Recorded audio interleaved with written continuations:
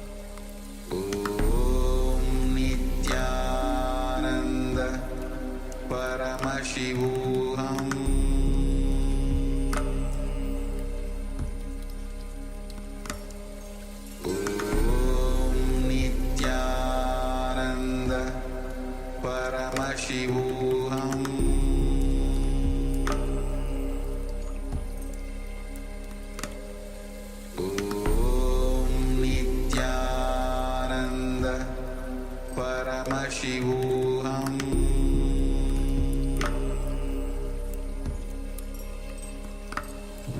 Om Nithyananda Paramashivoham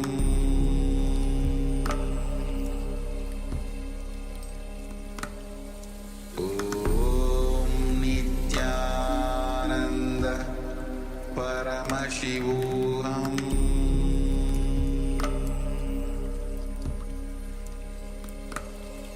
Om Nithyananda Paramashivoham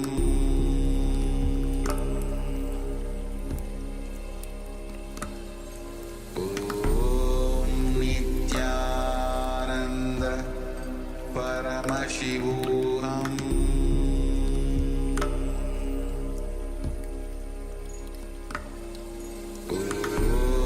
Om Nithyananda Paramashivoham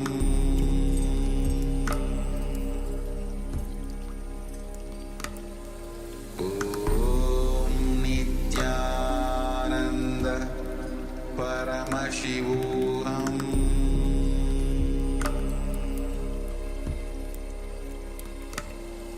Om Nithyananda Paramashivoham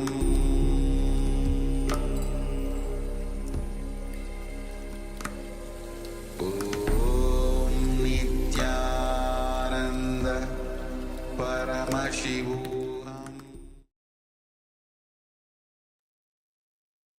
Slowly, very slowly, open your eyes and relax from this meditation. But be in that space of meditation from where solution for all the conflict arises. When you are in oneness, when there is nobody external, everything is part of you.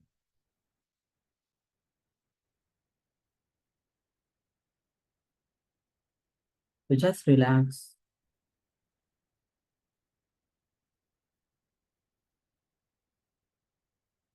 And slowly you can come out of this deep restful awareness. And let's take a moment and start sharing. If you like to share when you were scanning the partner. Yes, take a moment and share with us. Share with your partner as well. So once you have scanned your partner, you can let them know what was revealed to you in terms of the conflict in the relationship. And if you were scanning for yourself, you can write it down. So you can write this information down and keep it for you. If you want, you can share with us as well. So take a moment and share with us in the chat box. Share the conflict that you saw that was revealed to you in your third eye, and the relationship that you were scanning. So go ahead and share. Once again, requesting everyone that is currently not on camera to please come on camera. We have Ma Yang Huilan, Ma Livia, Wang Chi Tsing Aya. We have Ma Maha Satya and Parama Satya. We have Ma Nyana Priyananda, Ma Agora Swarupini, and Ma Jessica. Yes, Nithyananda, Ma Gitanjali. Welcome. Yes, ma'am.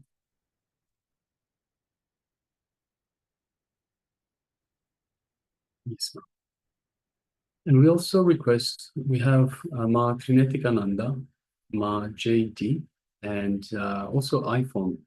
That the camera is switched on, but we do not see you in the camera frame. If you could please come into the camera frame and be available for this, for the program, and be available for yourself.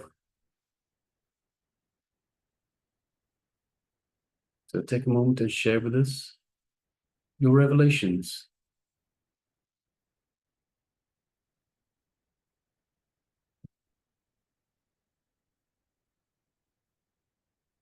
Yes, we have Ma Hu Jin Yan that says it feels like I was asleep and I didn't think about anything. Okay, Ma, thank you very much for sharing. So it means that you had a nice, clear conscience, nice, clear mind, which is good, Ma.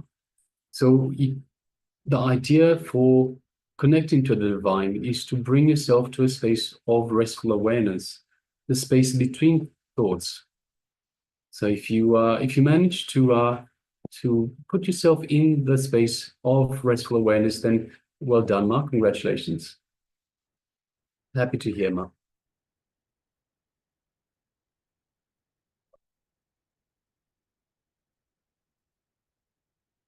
Other participants can also start sharing. And let's look at the YouTube. And if you have any YouTube participants, if you have shared their experience of when you are scanning your partner.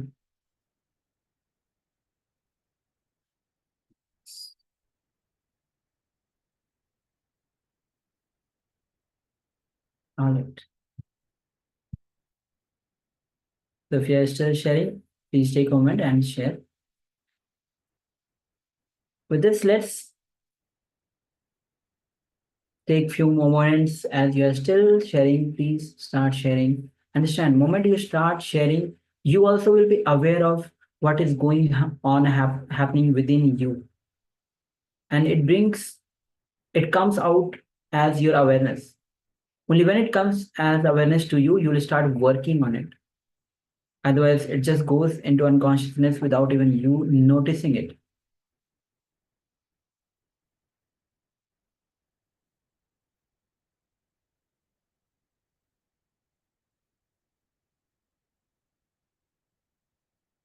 Any conflict that you feel within you or with any person, whether can be any relationship, with whether it is father, father, son, father, daughter, mother, son, mother, daughter, your spouse relationship, your wife, husband relationship, sister, brother relationship, any conflict, any relationship conflict that you have. The moment you start, scan it. When it becomes to your awareness, you will start looking into it.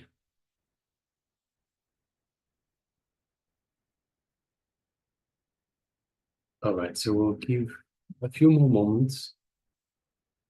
Yes, we have Ma Jinpei that says, I scan myself, imagine some people's figures that have conflict with me at work.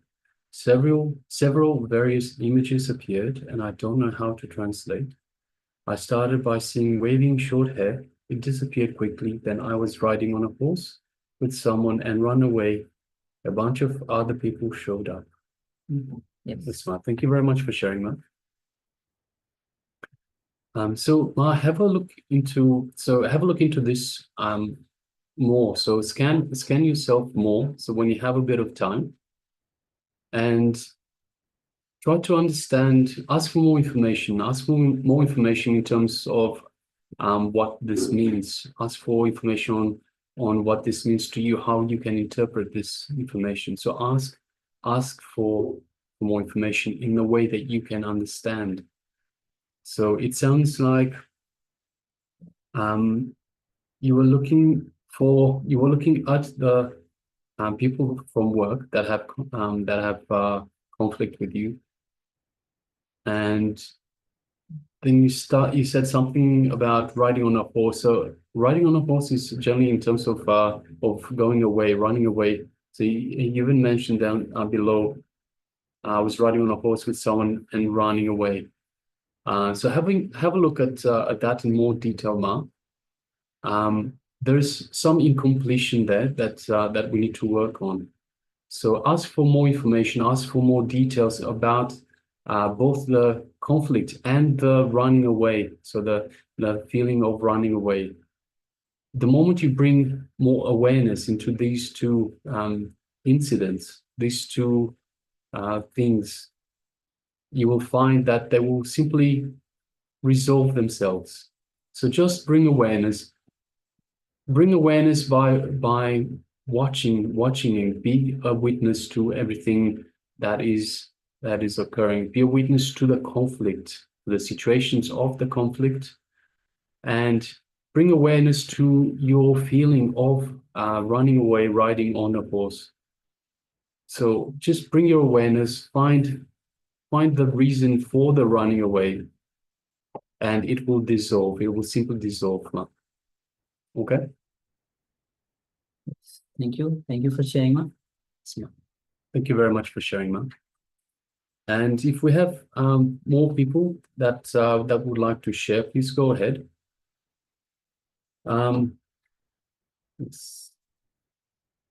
And Ma Hu Jin Yan, you also wrote, it feels like you were falling asleep, Ma. So sleep is also a way of running away in a way. It is, in a way, sleep is having your conscience not pay attention to the current situation. So have a look why you were falling asleep as well, Ma. So have a look, if you were looking into a relationship, so looking at the conflicts in a relationship, falling asleep means you didn't have much interest in looking into that relationship. So bring your awareness, again, full awareness into whichever relationship you are looking into, Ma.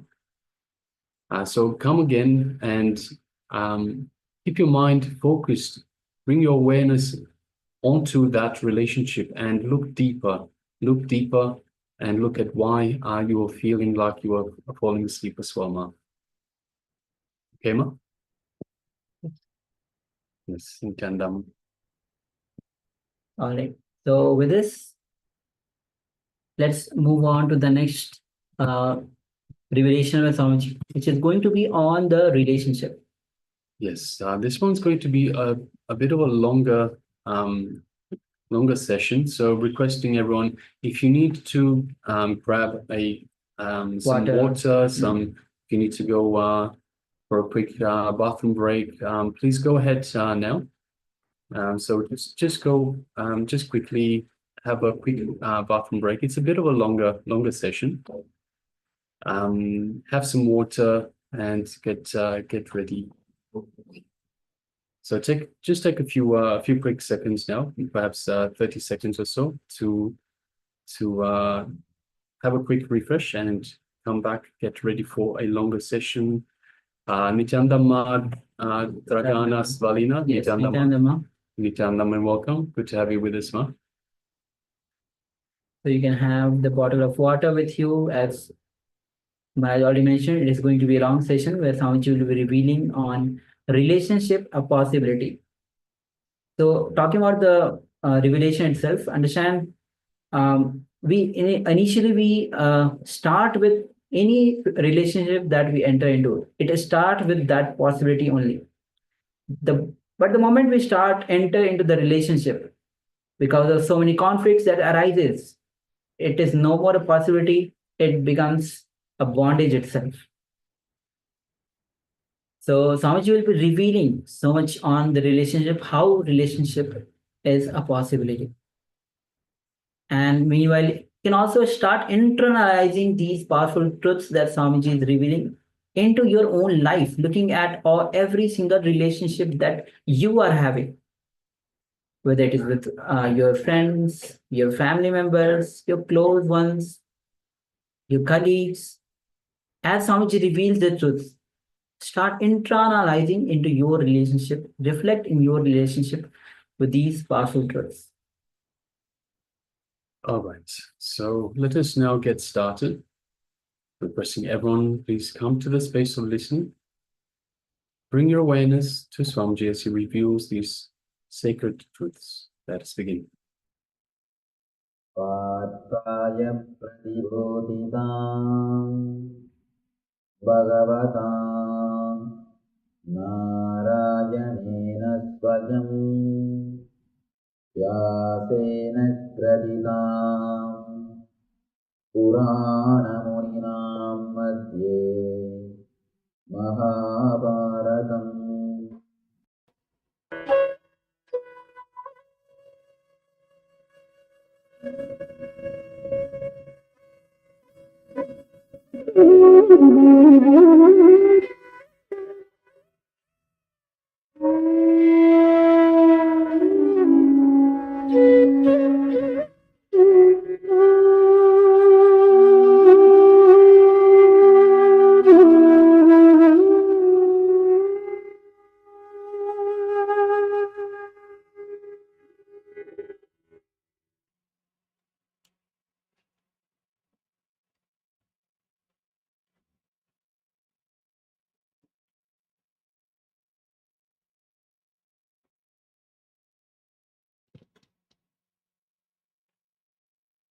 ब्रह्मानन्दं परमसुखदं केवलं ज्ञानमूर्तिं द्वन्द्वातीतं गगनसदृशं तत्त्वमस्यादिलक्ष्यम् एकं नित्यं विमलमचलं सर्वदी साक्षिभूतं भावातीतं त्रिगुणरहितं सद्गुरुं तं नमामि.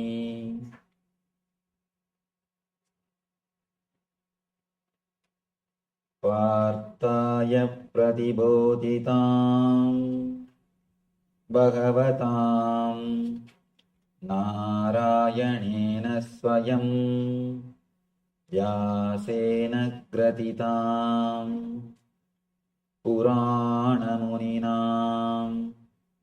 मध्ये महाभारतम् अद्वैतामृतवर्षिणीं भगवतीम् अष्टादशाध्यायिनीम् अम्ब त्वामनुसन्दधामि भगवद्गीते भवद्वेषिणी.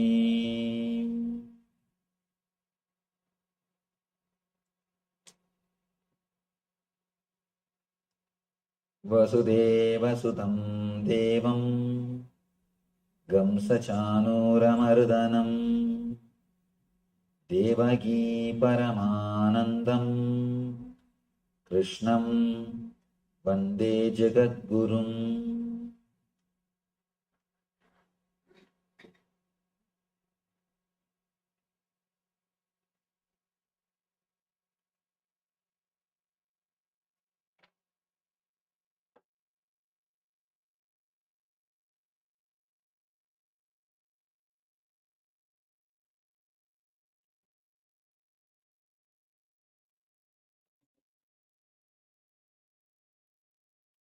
I welcome you all with my love and respects.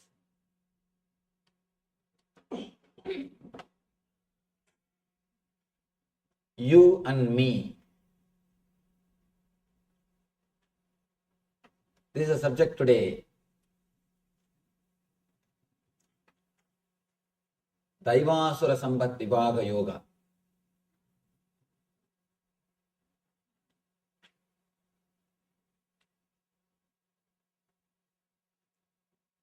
Krishna goes much further today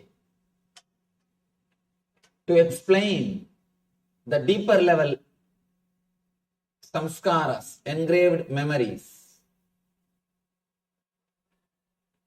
In the 14th chapter, he spoke about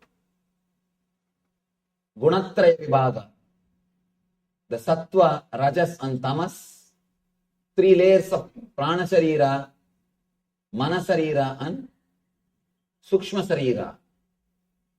The next, yesterday, he spoke extensively about causal body in the Purushottama Yoga, how Urdhvamula Madaschagam Asvattam Brahuravyayam, how the roots of the tree is centered.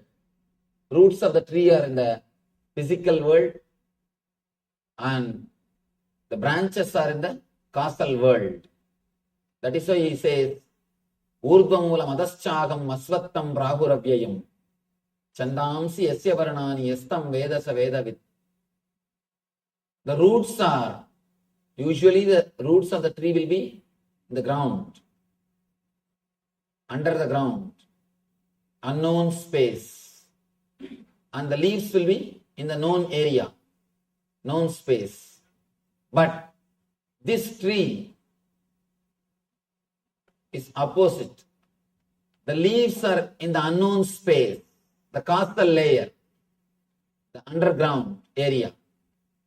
The roots are in the known space, conscious space, the physical world.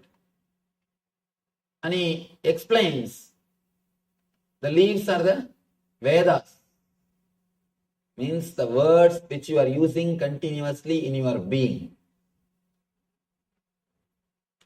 And he further explained how to remove the engraved memories in the causal layer and how to program the causal layer towards bliss, towards eternal consciousness. Now he goes one layer deeper, the cosmic layer. He speaks about the Daiva Asura Sampat, the qualities of divine and demon. Both, the beauty is both words have got same root. Of course, it is not accidental because both qualities are rooted in the same energy. Just a simple decision. When you choose the word you become divine. When you choose the word me, you become demon. That's all. Same energy. Ramakrishna says beautifully, no energy can be destroyed. Your love can never be destroyed. It has to be turned. It has to be turned. There's one more beautiful example of Ramakrishna. He says, as long as the calf says aham, aham, the calf, as long as it says hum, hum, it has to work, suffer, and it will be beaten, all torture. Once it is killed and out of that skin they will make a music instruments. When you beat that, it will start saying tumi, tumi, tum, tum. As long as it says aham, aham, it will have suffering. When it starts saying tum, tum, it will start singing the glory of divine. It will be used for divine purposes. Beautiful simile, beautiful example. Of course, I am not able to exactly translate in colloquial Bengali. He explains, as long as you have that idea, aham, aham, ami, ami, me, me, continuously, you will be demon for yourself and for others. The moment the cognitive shift happens in you, you will be a blessing for yourself and for others. Here, in the causal layer, you have all the engraved memories. All the engraved memories are stored. But in the deeper level, in the cosmic layer only, you decide. You decide, you are me. Let me explain it a small diagram where we take that decision. How usually our mind receives the data and processes, and how the cognitive shift can happen in our being. By now, I think all of you know the drawing. Just for the sake of newcomers, I'll give a simple explanation. You receive information through eyes. For example, this scene. The file goes to Chakshu. In the Chakshu, the whole file is converted into digital file. Whatever scene you are seeing, that is converted into a biosignal file so that the file can be processed. The file goes to Chitta. There the excluding process of neti, this is not happens. Where you understand this is not a tree, this is not a plant, this is not an animal. Then the file goes to mind. Mind starts identifying. This is it, this is it. This is a man. He is standing with a saffron robe. He is taking class. the idea comes. Then the file goes to buddhi. Buddhi compares with your past experiences. Your past experiences with the person. For example, with me, if your past experiences are good, if you are happy, or your whatever you heard, if you feel positive, then the buddhi writes, yes. If you feel it is waste of time, or if you don't feel in tune with my ideas or the time which you spent, if it was not pleasant, then the buddhi writes no. The file goes to ego. Then ego decides what is there for me, what way I am related, what gain I am going to get. If some way I am going to have the gain, ego says, yes, let us sit here and listen. And if there is no gain for me, if I am not going to be enriched, then ego naturally says no. Then according to the ego's instruction, you decide. Your body moves or sits. This is the way the process happens. This is the part where you choose what is there for me. Your vested interests come. Please understand, sometime the whole process will say, yes, I will have to sit. But this one spot will say, my vested interest is getting affected. Then you will never be able to sit. This whole thing may accept what you are doing. But if this one thing is not ready, the whole decision will be changed. And same way, if whole thing says no, if this one thing says yes, you will decide yes. Sometimes when we do something which is not moral according to the social standard or according to your understanding, according to whatever data you collected in your life, the data collected stays here, the samskaras or engrams. You have so many data, so many informations. The data is available here. According to your data and the whole process, the final report comes no. But suddenly your ego feels, I get strengthened by doing this activity. Let me do it. So you simply decide to do that. You simply decide to do that. This is the place where you decide you are me. That's the only small difference. When you take the decision of you always radiate the divine qualities. When you take the decision of me, you always radiate the demonic qualities. Whatever strengthens your ego, please understand, even, let me be very clear, most of us sit here because it strengthens the ego. It strengthens the ego. Now you know much more than other person. You can go on, tell him, what do you know? Many times we sit and listen just for ego satisfaction.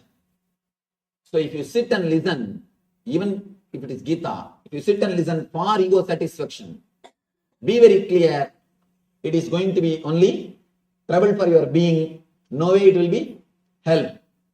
In the cosmic layer, this is the area you decide. If you decide with the attitude of you, the whole thing will become divine. If you decide with the attitude of me, the whole thing will become demon. And what you collected, see the engrams here, as such they are neither negative nor positive. The mind which is working here, as such it is neither negative nor positive. The chitta which is doing the process here, as such it is neither negative nor positive. So none of them are neither negative nor positive. Please be very clear, including the gunas. Even the tamas, by their quality, they are neither negative nor positive. There are so many enlightened masters. You cannot make any difference between them and laziness. You cannot make any difference. Raman Maharshi, throughout his life, he was sitting in one place, one city. He never moved out. But you can't say he was in tamas, because He never took any decision out of me. The whole process was happening. You as the center, not me. As such, whether the chitta or mind or samskara, you cannot tell they are bad or good. In the superficial layers, they are neither bad nor good. But the decision which you make in the cosmic layer, in the deeper layer, that only makes them as good or bad. Please understand, passion and compassion are one and the same. Passion and compassion are one and the same. When you decide based on me, it is passion. When you decide based on you, it is compassion. We need to understand an important thing.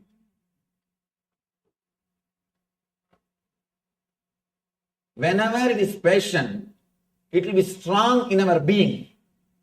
But when it becomes compassion, it will not have that much of intensity. Means, be very clear, your compassion is also just a pseudo expression. Maybe for name and fame's sake, not for anything else. If you don't have that intense compassion, the way in which you experience passion, with the same intensity, if you don't experience compassion, be very clear, all your activities are purely out of ego. Including this Gita Jnana can become ego when the decisions are taken out of I and me. If the decisions happen out of you, not this Gita Jnana, even ordinary activity which you do in your life can become divine. See, we don't have to work on the doing, we need to work on the being. Doing can never lead you to anything. As long as you believe doing can lead you to ultimate, you are called karmagan, the person with karma. It is called Puramimamsa. Only when you understand the being can lead you to the ultimate, you are called Uttaramimamsi. In Vedas, there are two major portions. People who believe in doing, people who believe in being. People who believe in transforming the being, they are called Vedantis. People who believe the transformation ultimate can be achieved by doing, they are called Karmagandis. They continuously believe in doing. Of course, ultimate can be achieved only by working on the being, not on the doing. If you try to work on the doing, either you will suppress or express. Either you will suppress or express. Continuously you will be fighting with yourself. Nothing else will be achieved. A man who can transform his being, only he can achieve the ultimate. Whether demon or divine, it is decided only on that one point. When you receive the data, process it and deliver the result or command, how the command is delivered, what is the center from which the command comes out. The command comes out thinking this one statement, what is there for me? What is there for me? What is there for me? Whatever you may do, including meditation, it will be only ego satisfying. Many people come and ask me, Swamiji, at some point I felt such a deep ecstasy in meditation, such beautiful bliss in meditation, but suddenly within 2 hours it disappeared. It never came back. Why, Swamiji? How to have it back? Please understand, the bliss itself is choicelessness. When you are absent, you experience bliss. The moment you want it back, the moment you choose bliss, already you have chosen. The moment you choose, you will always choose suffering. All choices are suffering. And bliss is choicelessness. The moment you want to grab it, the moment you want to have it, when you are blissful, you allowed the bliss to possess you. The moment you want to possess the bliss, you will make it as suffering. When you want to possess, you wanted that to strengthen your ego. The decision is from you. Decision is from me. The attitude, me. The attitude, me decides. The moment the attitude, I and mine, me, when that decides to destroy the bliss, you can no more be divine. When you are in blissful, you just set a capital no to me, the me idea. Just you are relaxed in the you idea. The moment you wanted to possess the bliss, you said yes to your me idea. Please understand, I have to use this me and you word properly. You need to understand that me and you word properly. When I use the word me, I mean ego. When I use the word you, I mean the whole existence.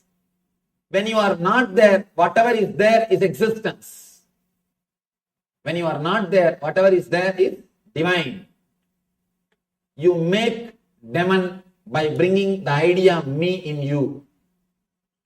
The moment you bring the idea me, whatever is demon. The moment the me idea is removed, whatever is divine. With me idea, whatever you do, whether it is meditation or rituals or whatever, receiving the knowledge, learning, everything will only strengthen the ego. Anything done with idea of me to improve the me naturally will lead to more and more ignorance and dukkha. Anything done with the idea of you, anything will naturally become divine and will lead to bliss. Pravritti, nivritti. Nivritti is centered on the idea of you. Pravritti is centered on the idea of me. Whatever you do out of me, it will lead to pravritti. Whatever you do with the idea of you, it will lead to nivritti. As long as you feel this is your boundary, here your boundary ends and here the universe starts, you will be continuously fighting with existence. You will be continuously fighting with nature. You will be continuously fighting with the whole. Please be very clear. Part can never succeed when you fight with the whole. When it fights with the whole. Continuously, whatever you think, speak and do based on the one idea, me, it will lead to more and more complications, more and more dukkha. Here, Krishna starts explaining beautifully the nature of demonic nature and divine nature. Sri Bhagavan Uvacha. Again, throughout this chapter, only Bhagavan speaks. In the first chapter, only Arjuna is speaking. Bhagavan is silent. Means completely is expressing his ego. Almost the catharsis is happening. He is mad, confused. He is just vomiting, quoting all the morality, whatever he learned, quoting everything, he is speaking. Slowly, he comes down to the next level. He is allowing the Bhagavan to speak and the conversation is happening. First, he is expressing him, not letting Bhagavan speak. Then he comes down to the level of conversation. Bhagavan also speaks, he is also speaking. Then he comes to the level of little more listening. Now, practically is silent. In the 15th chapter and 16th, both the chapters is silent. He is not uttering a single word. That's what I told. No questions, only doubts. All the questions have disappeared. Now only small doubts. Means he is asking for more tips, more clarification, more understanding.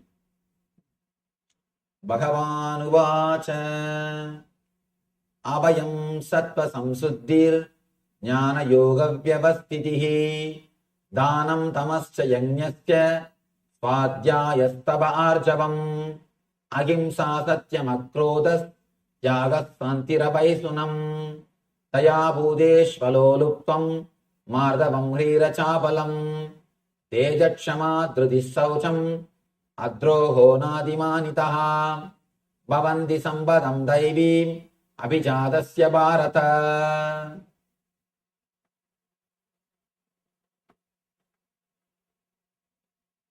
Let me give you the translation. Bhagavan says, fearlessness, purification of the being, cultivation of spiritual knowledge, charity, and centered on the being, performance of sacrifice and accumulating knowledge, austerity, simplicity, non-violence, truthfulness, freedom from anger, renunciation, tranquility, aversion to fault finding, compassion for all living entities, freedom from covetousness, gentleness, modesty, steady determination, vigor, forgiveness, fortitude, cleanliness, and freedom from envy and from the passion for honor. These transcendental qualities, O son of Bharata, belong to divine men endowed with divine nature. Now, when you listen all these things with the attitude of me, usually what we do? Start practicing all these things. Start practicing all these qualities. Be very clear. If you start practicing all these qualities, one thing is sure, you will become mad. You will become mad. Nothing can be done. Because you will be fighting with yourself. You will be controlling your senses to strengthen your ego. When you try to understand all these things, when you try to understand all these ideas with your attitude of me, I, you will start practicing them to strengthen the idea of me, to strengthen yourself as a better being. Again and again. Masters prove. Masters are not better beings. They are totally transformed beings. Better beings are different. Transformed beings are different. The other day I was telling you that lion and sheep lion story. The story told by Vivekananda. Beautiful story. In that story, the sheep lion, he doesn't want to realize he's lion. He just wanted to be a good, strong sheep. He's asking the lion to give some technique for becoming a strong sheep. Same thing. If you straight away start practicing all these things, you may have little strong ego. Understand, that is why all these so-called tapasvis, people who repress themselves, will have a strong ego. Will have very strong ego. People who do tapas, people who repress themselves, you can see very clearly they will be radiating ego. Because they are doing all these things to strengthen. When you do all these things, naturally you will strengthen your ego. You will strengthen your ego. When you are completely blissful, relaxed, then if austerity happens, if tapas happens in you, you will never expect others also to do tapas. I have seen so many sannyasis, especially in India, continuously they blame the householders. Continuously they blame them. You don't do this, you don't do that, you are not right, you are not pure, you are sinner. The problem is when you suppress, when you force yourself to do tapas, you are continuously burning inside. So naturally, sometimes you yourself get the doubt whether you are in the right path or what you are doing. Is it right? You get the doubt. Naturally, what we think, we have to do something. The doubt is coming up. Let us make others guilty. When you make others guilty that they are not doing right thing, you feel now, yes, what you are doing is right. When you make others feel guilty that they are not right, you feel you are right. When you see, when you suppress, when tapas is done by force, you naturally expect others also to do that. If they don't do, you create guilt in them, and by creating guilt in them, you wanted them to come to you and confess. When that happens, you feel more and more strong. Tapas is supposed to happen out of joy and bliss.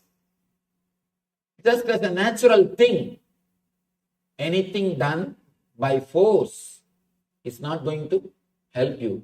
It will neither help you nor it will help the society. I have seen so many people doing tapas like Ravana. Ravana did tapas, but all his power, it never helped him or others. He has become demon for himself and for others. He was killing others. Finally, he has destroyed himself. Because the tapas is from the attitude of me. What is there for me? To strengthen the I and mind. The whole thing happened to strengthen the I and mind. Please understand, whatever you do, whether it is studying the spiritual scriptures, or the charity, or social service, or the spiritual things, or puja, or meditation, whatever you do, to strengthen the I and me will always lead to suffering. It will lead to suffering. The instinct to survive, an instinct to possess is what I call me. Me means instinct to survive. Instinct to possess. Instinct to survive is I. Instinct to possess is mine. Person who understands both are illusions. You cannot have the instinct to survive. Whatever you may have, you cannot survive. Please be very clear. The instinct to survive is pure illusion. At the most, you can survive as you think yourself 70, 80 years. 70, 80 years you can be alive as you think you are. How you visualize yourself. In that form, in that way, you can be alive maximum 70 to 80 years. But the instinct to survive tries to extend it, tries to make the life as eternal.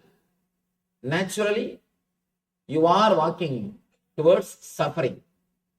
As long as you carry the instinct to survive, please be very clear, again and again and again, you will be hurting yourself. You will be hurting yourself. Just today morning, I was talking to an ashramite. She was complaining to me that she is hurt even by a small words which comes from others. She was telling, I am too sensitive, Swamiji. I said, stop that word. You are not sensitive. A real sensitive person will be porous. He will allow the words to pass through him. Only arrogant people get hurt. If you are hurt, please be very clear, you are arrogant. You are strong like a stone. That is why words come and hit you and you are hurt. If you are sensitive, porous, you will just let the words pass you. You will just let the words pass you. You will never suffer. Suffering is always from arrogance, never from sensitivity. Person who is sensitive will never suffer. Because you will just allow the words to pass you.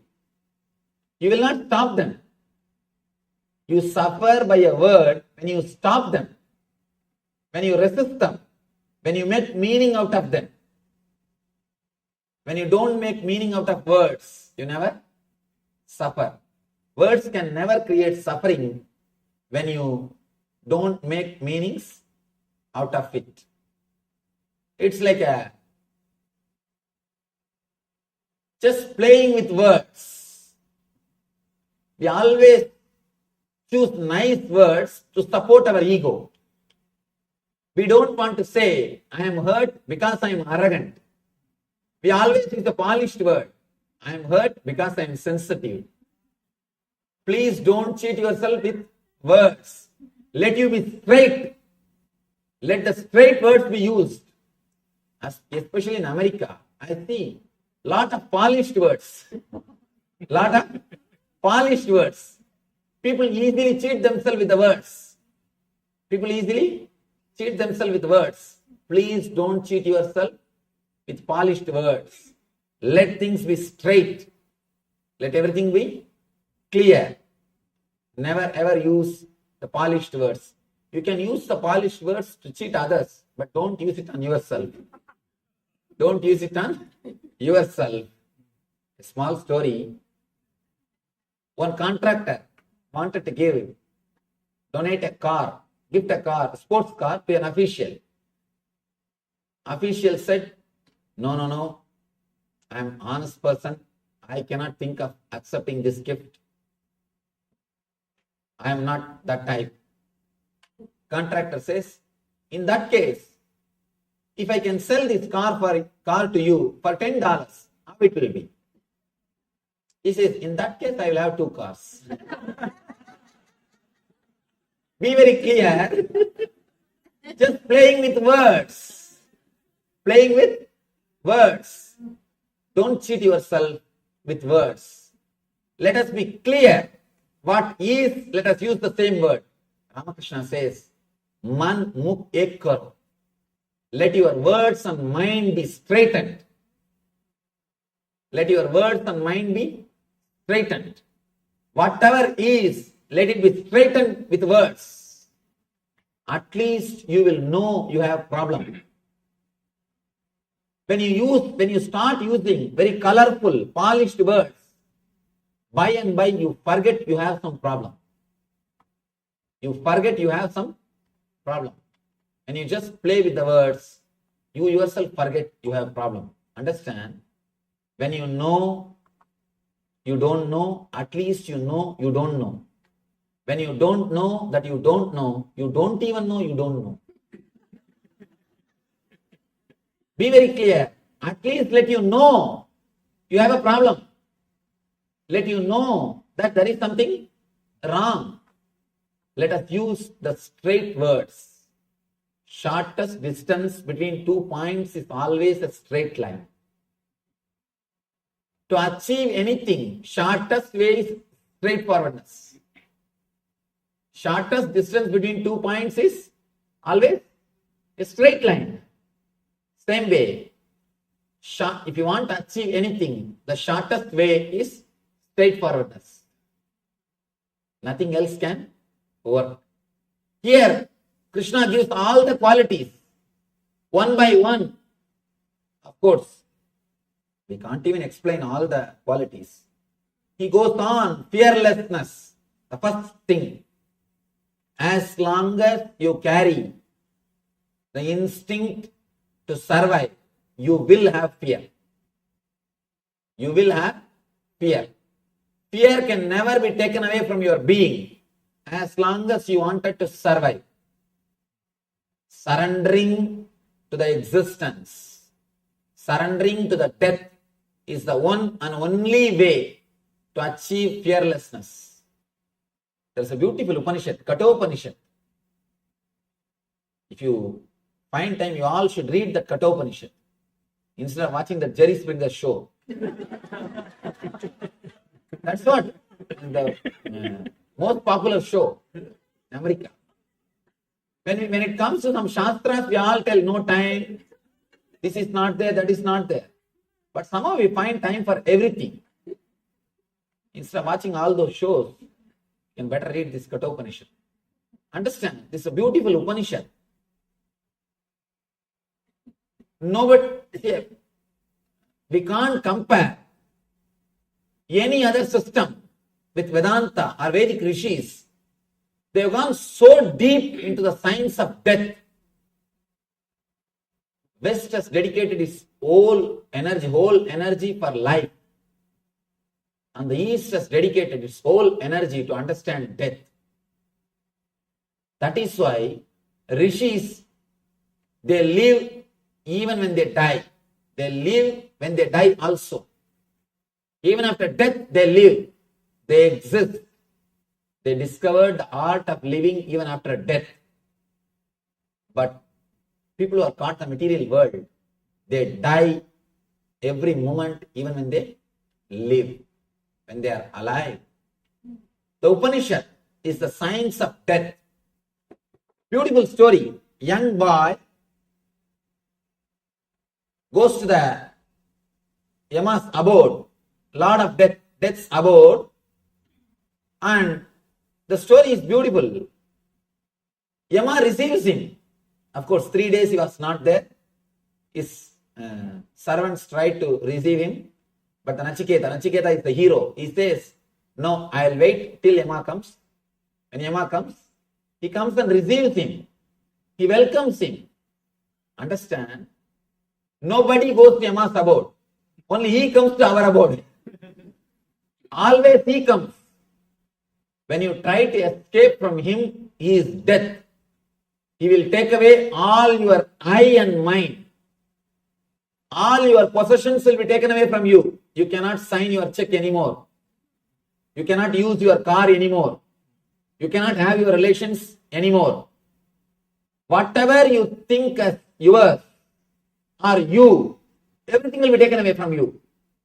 Yours, all the wealth, relationships, your bank balance, everything. And you, what you think as you is that body. Even that will be taken away. Everything will be taken away when death comes to you. But when you go to him, see the story. Story says, Yamadharma receives Nachiketa with love and care. First thing, he becomes your host, loving host. Next, he says, please have 3 boons. I'll bless you with 3 boons. Let me give you 3 boons. And Nachiketa first asks for relationship. He says, when I go back to my family, my father should accept me, love me, and take me into his family. Yama blesses him with relationships. Next, Yama gives him all the wealth and shows the path to create wealth. Nachiketa, all the pleasure and comforts. He teaches him the method to create wealth and pleasure, all the comforts. He is behaving like a god. First, he is behaving like a loving host. Then he is behaving like a god. Next, ultimately, he gives the Atmajnana. He is behaving like a master, enlightened master, and he gives Atmajnana. Because Nachiketa asks for the secret of death. Then he blesses him with the enlightenment. Look at the life, the paradox of the life. When we run away from death, even then you can't run away. He will chase you wherever you are. He will chase you. He will chase you. He will take away all your wealth, take away all your relationships, take away whatever you think as you and yours. Here, the whole scene is different. When you surrender to Him, when you go towards Him, first thing is a loving host. He is not terrible as you think. Always we portray Yama with a big mustache, sitting on the buffalo, black, with a big rope in his hand, the pasa rope, and with an arrogant smile or a arrogant face, egoistic. But here, the whole scene is different. He is saying, Swahatam, please come. He is welcoming. You are the form of Agni. See the Vedic culture, Aditi Devo Bhava. In Vedic culture, we respect Aditi. Guest is God. Aditi means man who comes without informing in which Chidi he will come. Chidi. He will come without informing in which Chidi he will come. That is why he is called Aditi. Not a person who sends you email, then phone call, then fax, then he will appear. You go and receive him in the airport. No. He is not Aditi. He is your relative. You have to take care of him so that he will take care of you. That's all. It's a pure business. Please understand, all our things are pure business relationship. Aditi means a person who straight away comes to your life. The big problem is, in this country, the Aditi concept is lost. People can't believe, still in Indian villages, all houses' doors will be kept open in daytime. At least in the village I am born and brought up. Whole day the doors will be kept, the doors of the house will be open. And I have seen, I will go to any house in that street and eat. And any kid will come to the house and eat directly.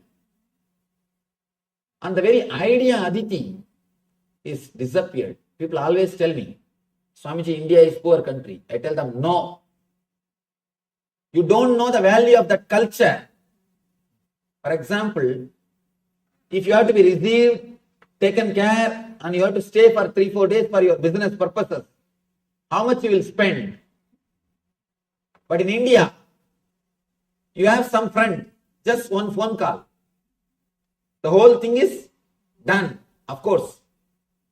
Now there also, because of the cultural invasion, it is coming down. At least in villages, still it is alive. Where the Vedic culture is alive, still it is alive. Aditi Devo Bhava. We respect the guest as God. Guest is God. He says, you are Aditi. You have come to my house in the form of the Vaishvana Agni, means the Agni which we worship. The Brahmana is considered to be the embodiment of the Agni, the divine Agni. You have come to my house as the embodiment of divine. You are here. Let me respect you. Please forgive me. Apologize. Please forgive me. 3 days I was not here to receive you. Usually, we postpone Yama. Usually, we escape from him. When you go in search, he will not be there. That is the whole story. Usually, he chases you. You run away from him, but he will be there behind you. But if you turn and go towards him, you will suddenly find he is not there. 3 days, Nachiketa says, Yama is not there. Understand? The story is significant. It has got a tremendous truth in it. Nachiketa goes there and he finds Yama is not there. It means when you turn towards death, you will not find death as you imagined. Whatever imagination you have about death will not be there when you surrender to death. Now, because of your fear, you escape. Because you escape, he chases you. Both are like a vicious circle. If you understand, the moment you surrender, he will not be there as you imagine him, as you expect him. Naturally, that will add courage, and that courage will make you face him more clearly. When you face him more clearly, more courage. When you go in that cycle, it is called virtuous circle. This is vicious circle. We are caught in the vicious circle. Let us turn the whole thing to virtuous circle. If you understand this one Kathopanishad story, the whole idea about death will be transformed. When you go, he is not there. First thing. Next thing, he appears, but not as you imagine him. Not that arrogance, not that person who will take away everything from you, not with pasta, not on the buffalo, nothing. A humble host. Please come. Please come. Welcoming host, receiving you with all love and care. Next step, he is God. He blesses you. Ultimately, he gives you the Atmajnana, knowledge, enlightenment. We may think how to go towards death, Swamiji. Shall we commit suicide? Please understand, suicide is not going towards death. Please be very clear. Never think people who commit suicide are fearless. They are most coward people. They commit suicide because they are not able to live this life. They are not facing death. They are escaping from life. Suicide is not facing death. It is just escaping from life. Escaping from life is different. Facing death is different. They just escape from life.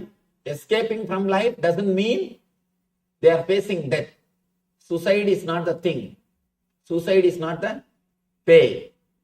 Face the fear. When the fear is created in you, when the fear happens, just go through. Don't allow the fear to frighten you. People come and tell me, Swamiji, I am afraid of my fears. Fear is enough trouble. Why are you afraid of fears? Don't allow the fear to frighten you. Sit in the room. Be yourself. Just sit with yourself.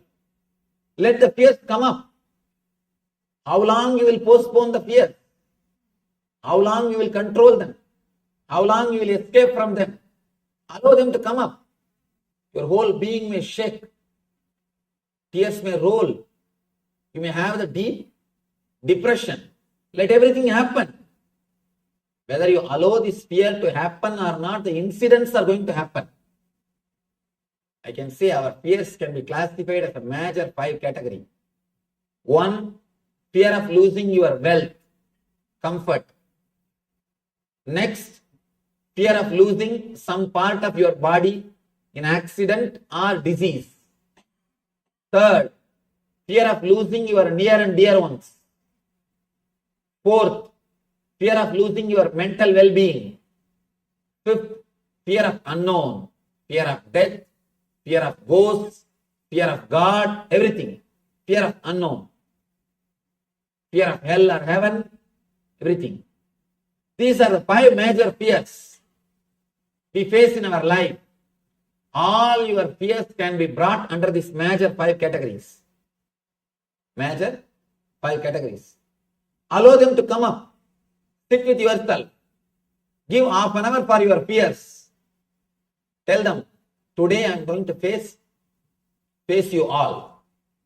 Today, let me see what happens. Let your mind speak everything. Let everything come out. You may have the depression. Tears may roll. Whole body may shake. Let it come out. What can be done? You can't do anything. If you can, you would have done it. If you can, long before you would have done it. Very clearly, your very existence proves you are not able to do anything. That is why you are just keeping quiet. So now what can be done? Nothing can be done. Allow the fear to happen. Let everything happen. Let the fear come into your being. Allow the fear to come up to your conscious layer without suppressing. Yes, I have the fear. There is a possibility for all these things to happen. There is a possibility it can happen. There is a possibility my wealth can be stolen. There is a possibility my near and dear one they may die. There is a possibility of me facing the accident. There is a possibility of me dying. There are all these possibilities. Yes, what can be done? This is life. This is what I call facing the reality as it is. Only kids need fantasies and imaginations to face the reality. But you need to understand the truth as it is. You can't escape from reality. You can't escape from the truth. The more you try to escape, the more they will haunt you. They will be behind you. They will be chasing you. So allow, let the fears come out. Suddenly you will see, when all the fears leave you, you will see you become more responsible. You become more intense.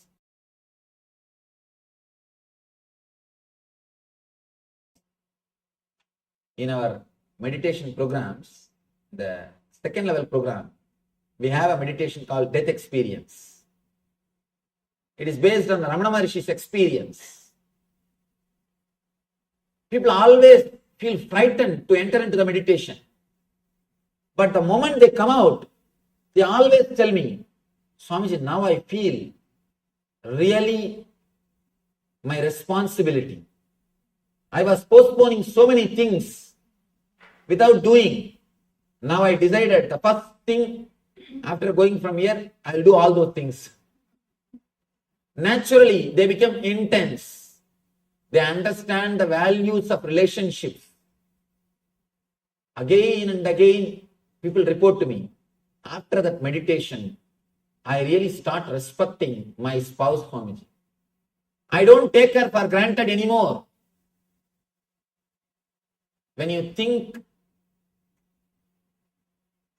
the possibility of death, immediately you will never take life for granted. You will not take a spouse for granted. You start living. Same day, when there is a possibility of wealth being taken away from you, you will not take your wealth for granted. You will start living it. You will start living them intensely. You will not take things for granted. When the possibility of death, when the possibility of being taken away from you, when it enters your being, you start realizing your responsibility. Granted, a small story, how we take things for granted. There was a king. After 45 years, he felt completely bored. Because whatever he wants, he is having. Whether it's a comforts, luxury, or women, whatever enjoyments, he's got everything. Now what to do?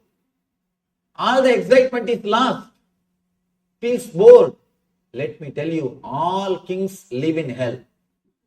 When I say all, I mean capital A-L-L. If you want to live like a king, go to hell.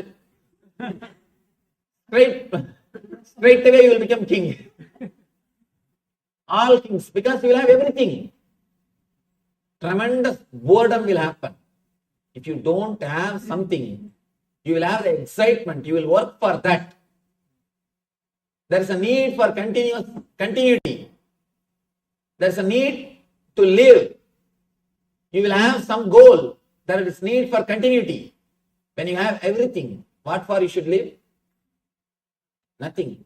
Never imagine when you have everything you will be happy. Be very clear. Never imagine you will be happy when you have everything. You will be in hell straight away when you have everything. This king, he entered into the hell because he got everything. And he's totally depressed, bored. He doesn't even want to come out of the room. Whole day is lying. These ministers, they tried all their best. Whatever they can do, they tried to bring him out, to make him again alive, to give him a little excitement. They brought best comforts and luxuries from all over the country. They brought the best things from all over the country. And they brought all possible pleasures. But nothing worked. He said no. Finally, they decided to do one thing. King, there is an enlightened master in the forest. He may be able to help you. Why don't you come and see him at least once? He will bring you out of depression. Because many people have been helped by him. King said, I am not interested in coming anywhere. Enough. He says, no, please try once. King said, all right. Anyhow, you are all telling so much about him. Let me try. He comes, but with all the doubts, with all the questions, and he is not ready to trust that person. First of all, he is suspecting whether he is enlightened or not, who knows. And he goes to the master and he just asks straight away, say, I just wanted to know, can you help me to come out of depression? That is the way these guys will question. Because they have come just to check out. They have not come to learn. They have just come to verify. I've seen so many people coming and asking me, can you show some path to achieve God? I tell them, please, I will try. Why don't you be seated? Why don't you have your seat? I will try. And they will come as if they have come to check me. And it's really fun. One young guy, well read in all these, the modern day books, Ramakrishna's life, Vivekananda, all these modern day saints' lives. This guy came and asked me, Swamiji, have you seen God? I just smiled at him. And I asked him, did you read Vivekananda's biography? He said, yes, I read Swamiji's Vivekananda's biography. I know how Vivekananda asked Ramakrishna, same way I am asking you. First thing, I cut out of his shirt so that he should not run away. I cut out of his shirt. You see, when Ramakrishna told, I have seen, Vivekananda simply followed Ramakrishna. Gave his whole life to Ramakrishna. Dedicated his whole life to Ramakrishna. Now I am not only saying I have seen, I will show you, come. Fellow ran away. Fellow just escaped. He is not ready to take the responsibility, but he just wants to check out. He just ran away. I told him, I am not only saying I have seen, I will show you, come. Come and be with me, come. Simply ran away. The guys just want to check out. The king wants to check out. He goes there and asks casually, can you tell me something to get rid of this depression? Master straight away says, if you can bring all your wealth in one, put it in one gunny bag, bring it and bring it here, then I will teach you. Immediately the king decided, this fellow has nothing to do with enlightenment. He is a cheat, bogus fellow. And he is asking for all my wealth. He said, he did not even give a reply, he went away. But that night, he started slowly thinking, why should he ask for wealth, all my wealth? And there is some grace beyond my doubt, there is something about him is working on me. And one more thing, I tell you one thing. People ask me, Swamiji, how to find out whether somebody is enlightened or not? You can never find out by intellect. Never try to find out. Always try your best to suspect. If he is really enlightened, beyond your doubt, his form, his being will be there in you. You will not be able to forget him. Never remember. People always ask me, Swamiji, should I remember you? No. Try your best to forget. Try your best to doubt. If at all I had divine experience, that will work beyond your intellect.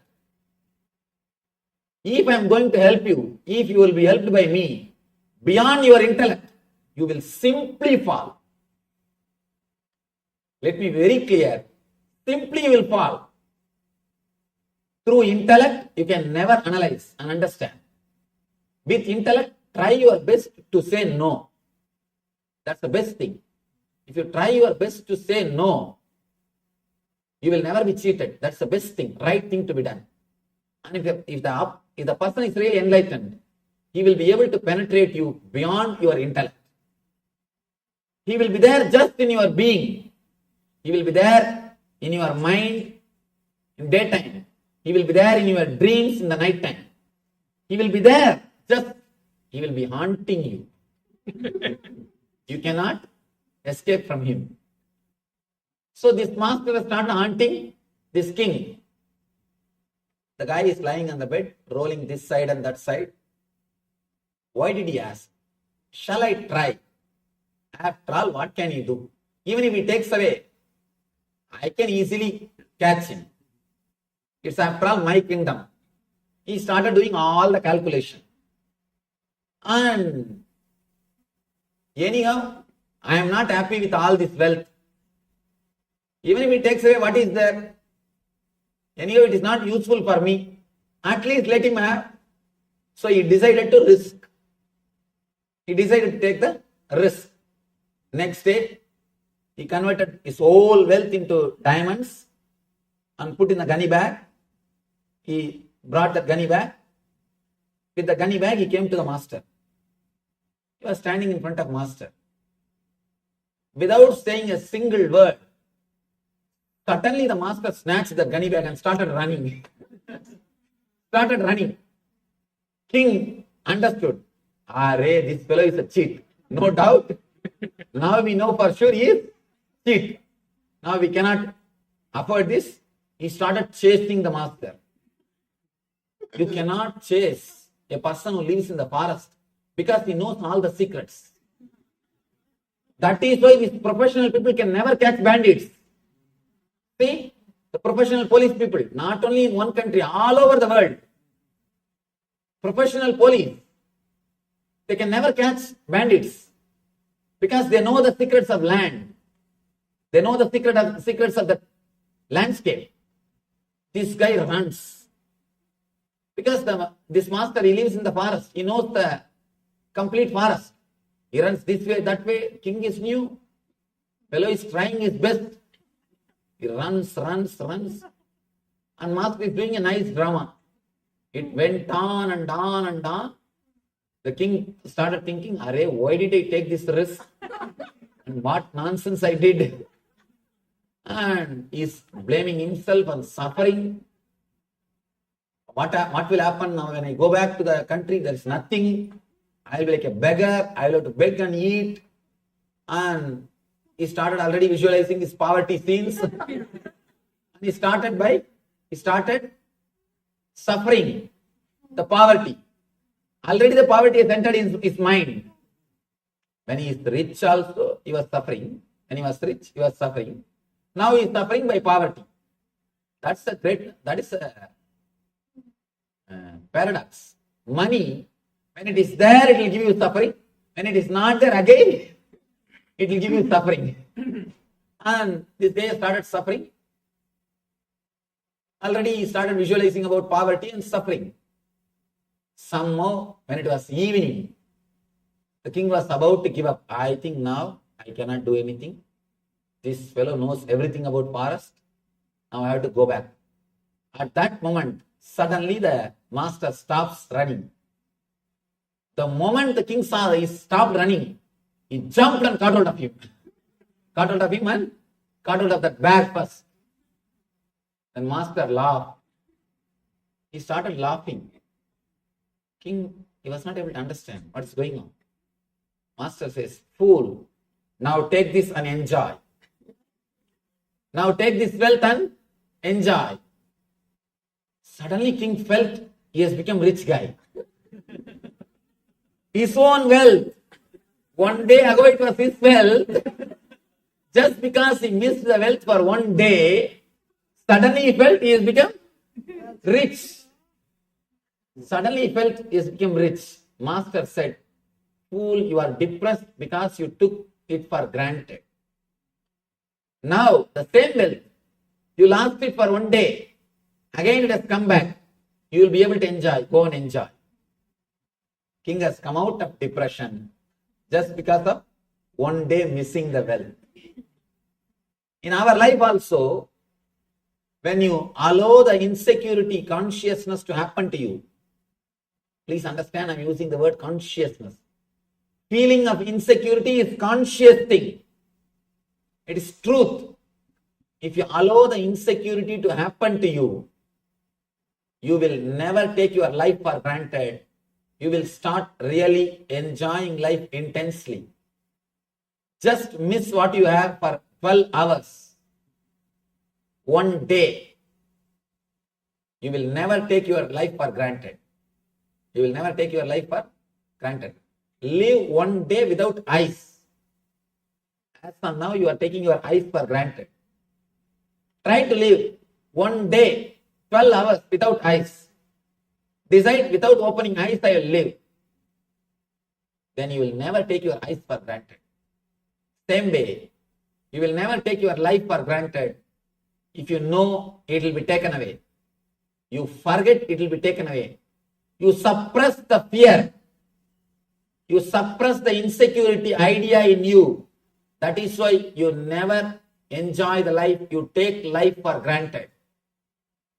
The moment you experience insecurity, the moment you understand it is insecurity, life will be taken away from you any moment. You will start living intensely. You will never take life for granted. Please be very clear. If you are depressed, bored, just lose everything for 12 hours. Just lose everything for 12 hours. You will suddenly understand the truth and you will never take life for granted. The king, he felt bored because he took life for granted. When you face the death, when you face insecurity, immediately you understand how you took life for granted and you will start living intensely. That is what this story means. Yamadharma gave relationships to Nachiketa, wealth to Nachiketa, finally enlightenment to Nachiketa. Means the very understanding.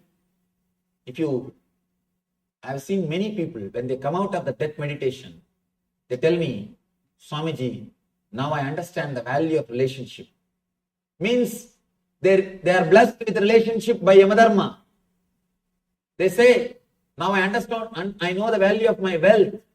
It means Yamadharma has blessed them with wealth. Now they will start living. They say, now I know that the life is the big blessing, ultimate blessing. And naturally, the blessing is showered on them by Yamadharma. And they understand, when they do intensely, they understand body may die, there is something which is beyond body and mind which exists in them. That's what I call Atmajnana. You will have all the blessings of relationships, wealth and enlightenment when you face the fear, when you face Yamadharma. Here, When Krishna says fearlessness, he means face it. Only then fearlessness can happen. Only when you face the instinct to survive and instinct to possess, you will enter into the zone of fearlessness. Till then, it can never happen. If you can face the instinct of survival or instinct of possessiveness only by taking the decisions based on the concept of you, not on the concept of me. As long as you work, act, speak, think centered on me, you will be demon. You will be working for the survival of instinct, the instinct of survival and instinct of possessiveness. When you start working based on the concept of you radiate a new energy. Just try for 1 week to live for others. Just try a simple experiment. I am not telling you to give away all your properties. No. I am not telling you to give away all your properties. I am not telling you to give away anything. Usually, always you think, what is there for me in this? What is there for me in this? If your wife calls you for a movie, you will say, no, I want to go to beach. You always stand with your preference. 1 week, just 1 week in your office, in your house, in your wherever you go, try to work, try to decide with the attitude of you instead of me. Just a simple things, very simple things, very simple decisions. I am not asking you to give away your properties. Just day-to-day life, simple decisions. Immediately mind will tell, no. If I start thinking based on you, people may take me for granted. People may exploit me. People may cheat me. All right.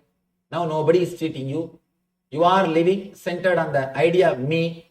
You are protecting yourself. Are you happy? Come out. Are you happy? No.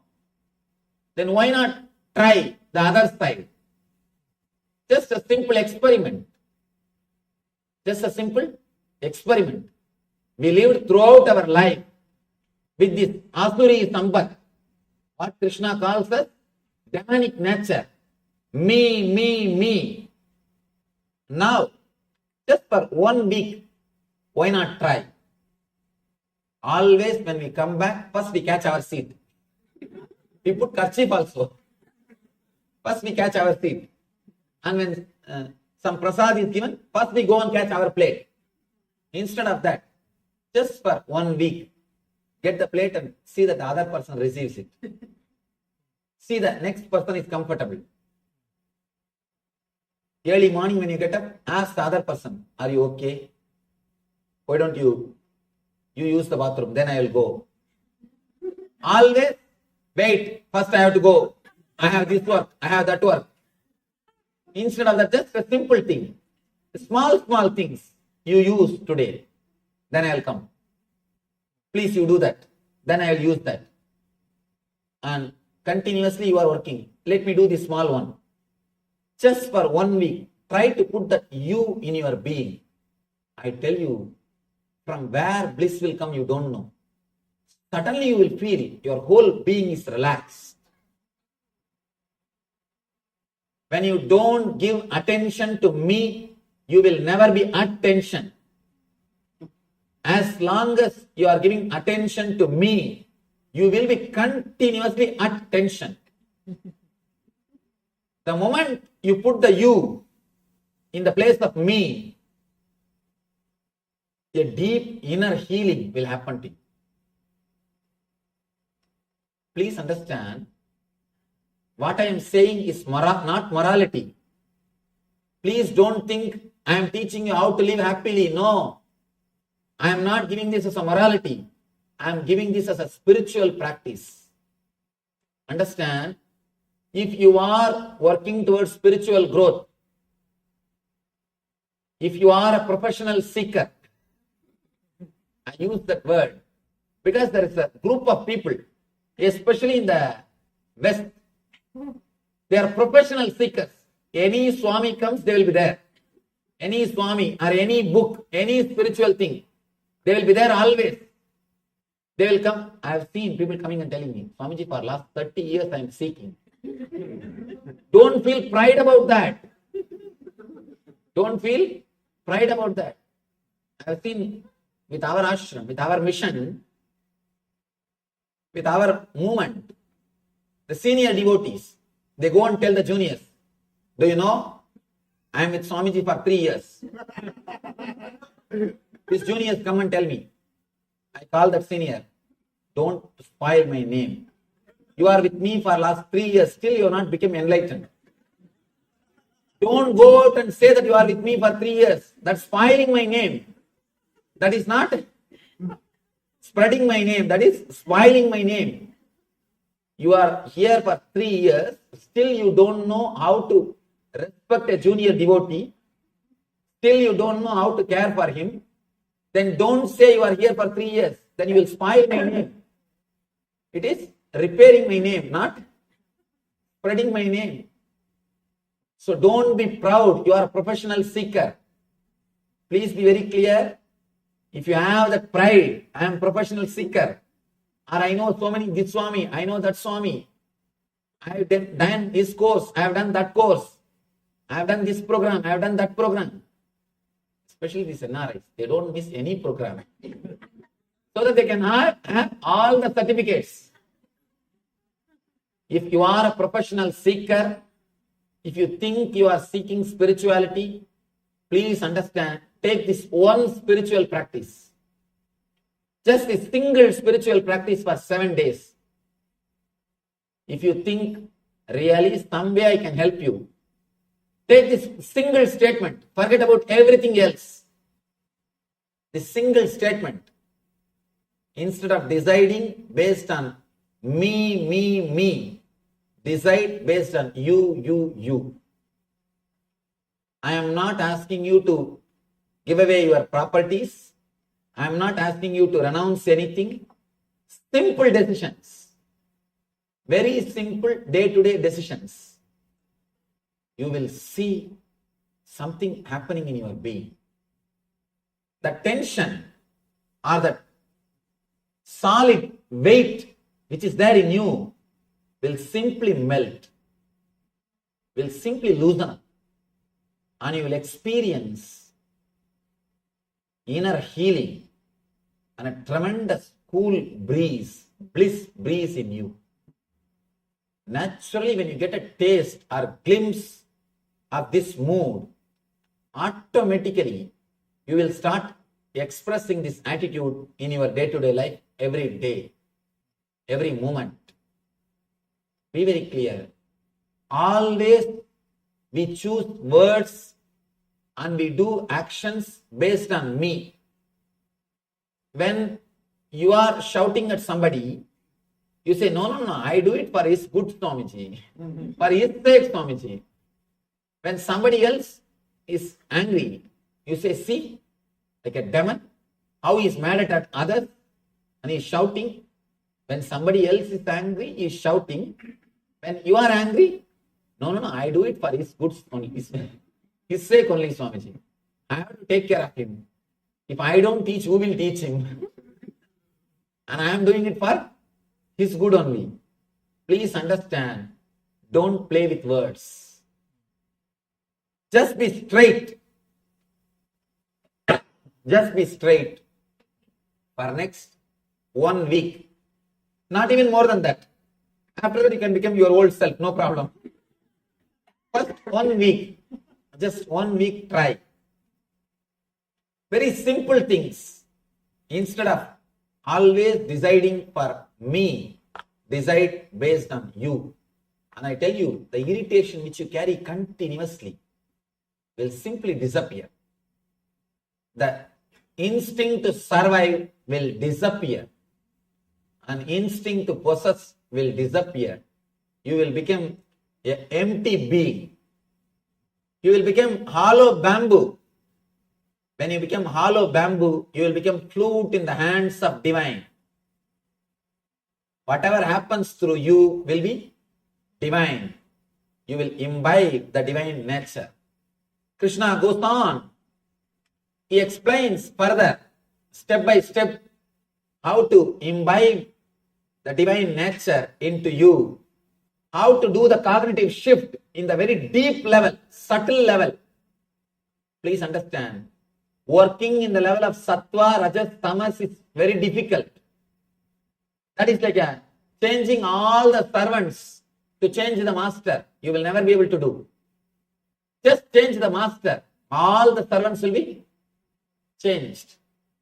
Here, Krishna is giving you the technique to change the master. Ego, which takes decision. He is giving you the straight technique for the cognitive shift. Now the cognition is happening, keeping the I as center. He just gives you a simple technique to replace the I with the word you, so that the cognitive shift will happen.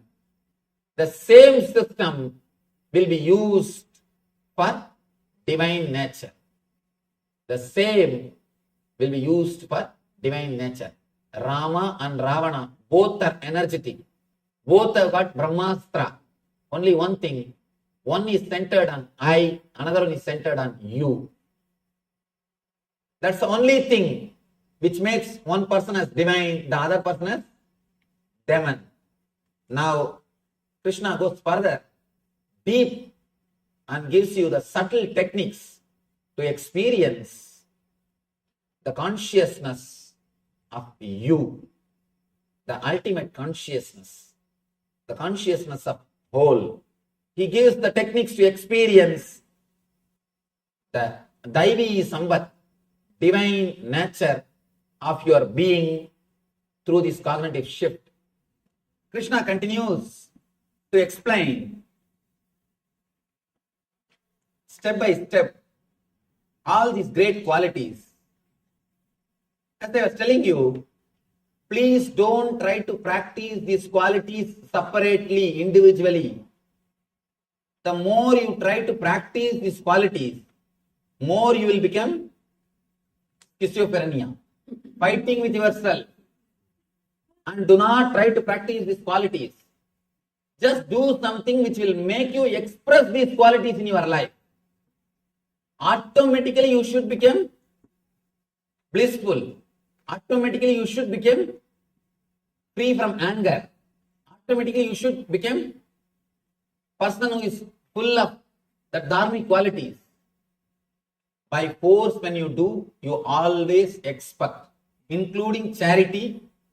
When you do it out of force or social conditioning, because you are taught doing dharma, if you do because of some reason, be very clear, you will always be having trouble.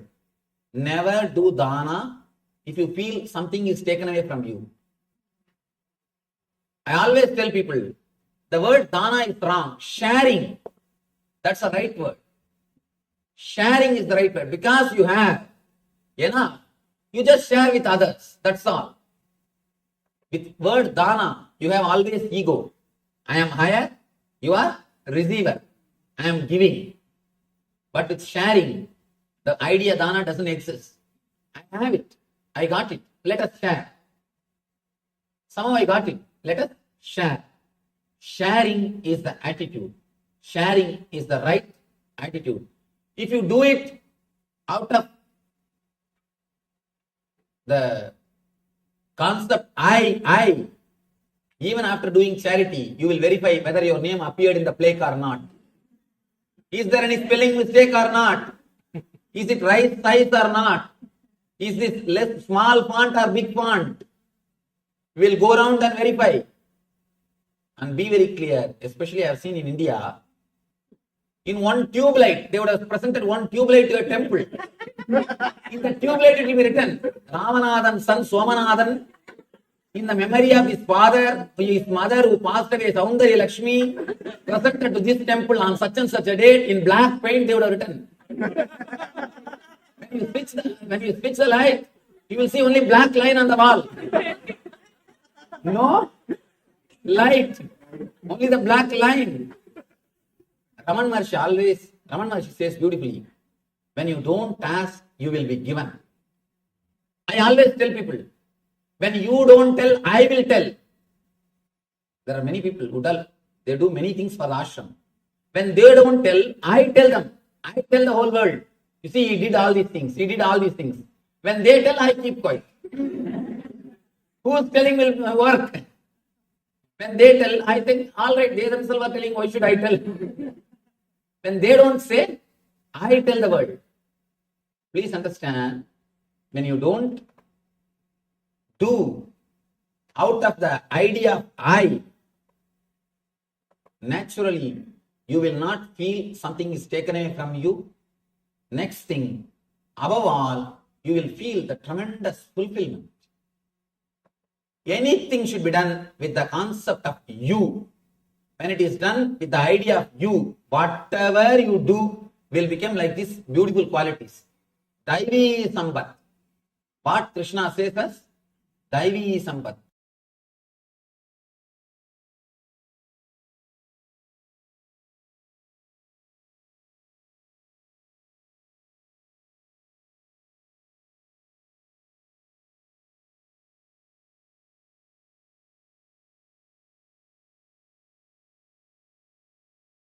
And hand it over to him properly.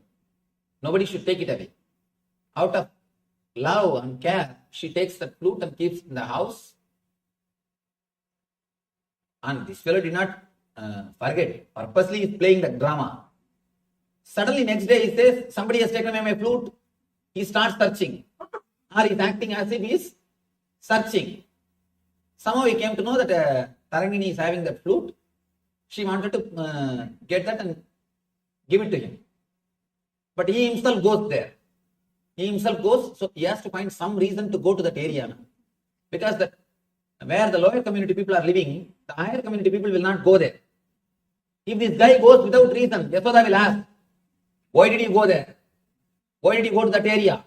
Naturally, she will try to punish him. So he has to have some reason. So now he says, my flute is there, I have to go and pick it up. I have to go and pick it up. This guy goes and he sees that the area, it seems that Sukadeva beautifully explains, full of mud, the dirty roads, and a hut in which thousands of suns are shining. It means what? 1,000 hole. 1,000 hole. 1,000 holes are there in the hut. And this Krishna enters the house and asks, give me my flute. And she's just totally shaken. And she saw Krishna in her house. And she's not able to speak. She's not able to do anything. She's just overwhelmed. She runs and brings the flute and gives the flute to him.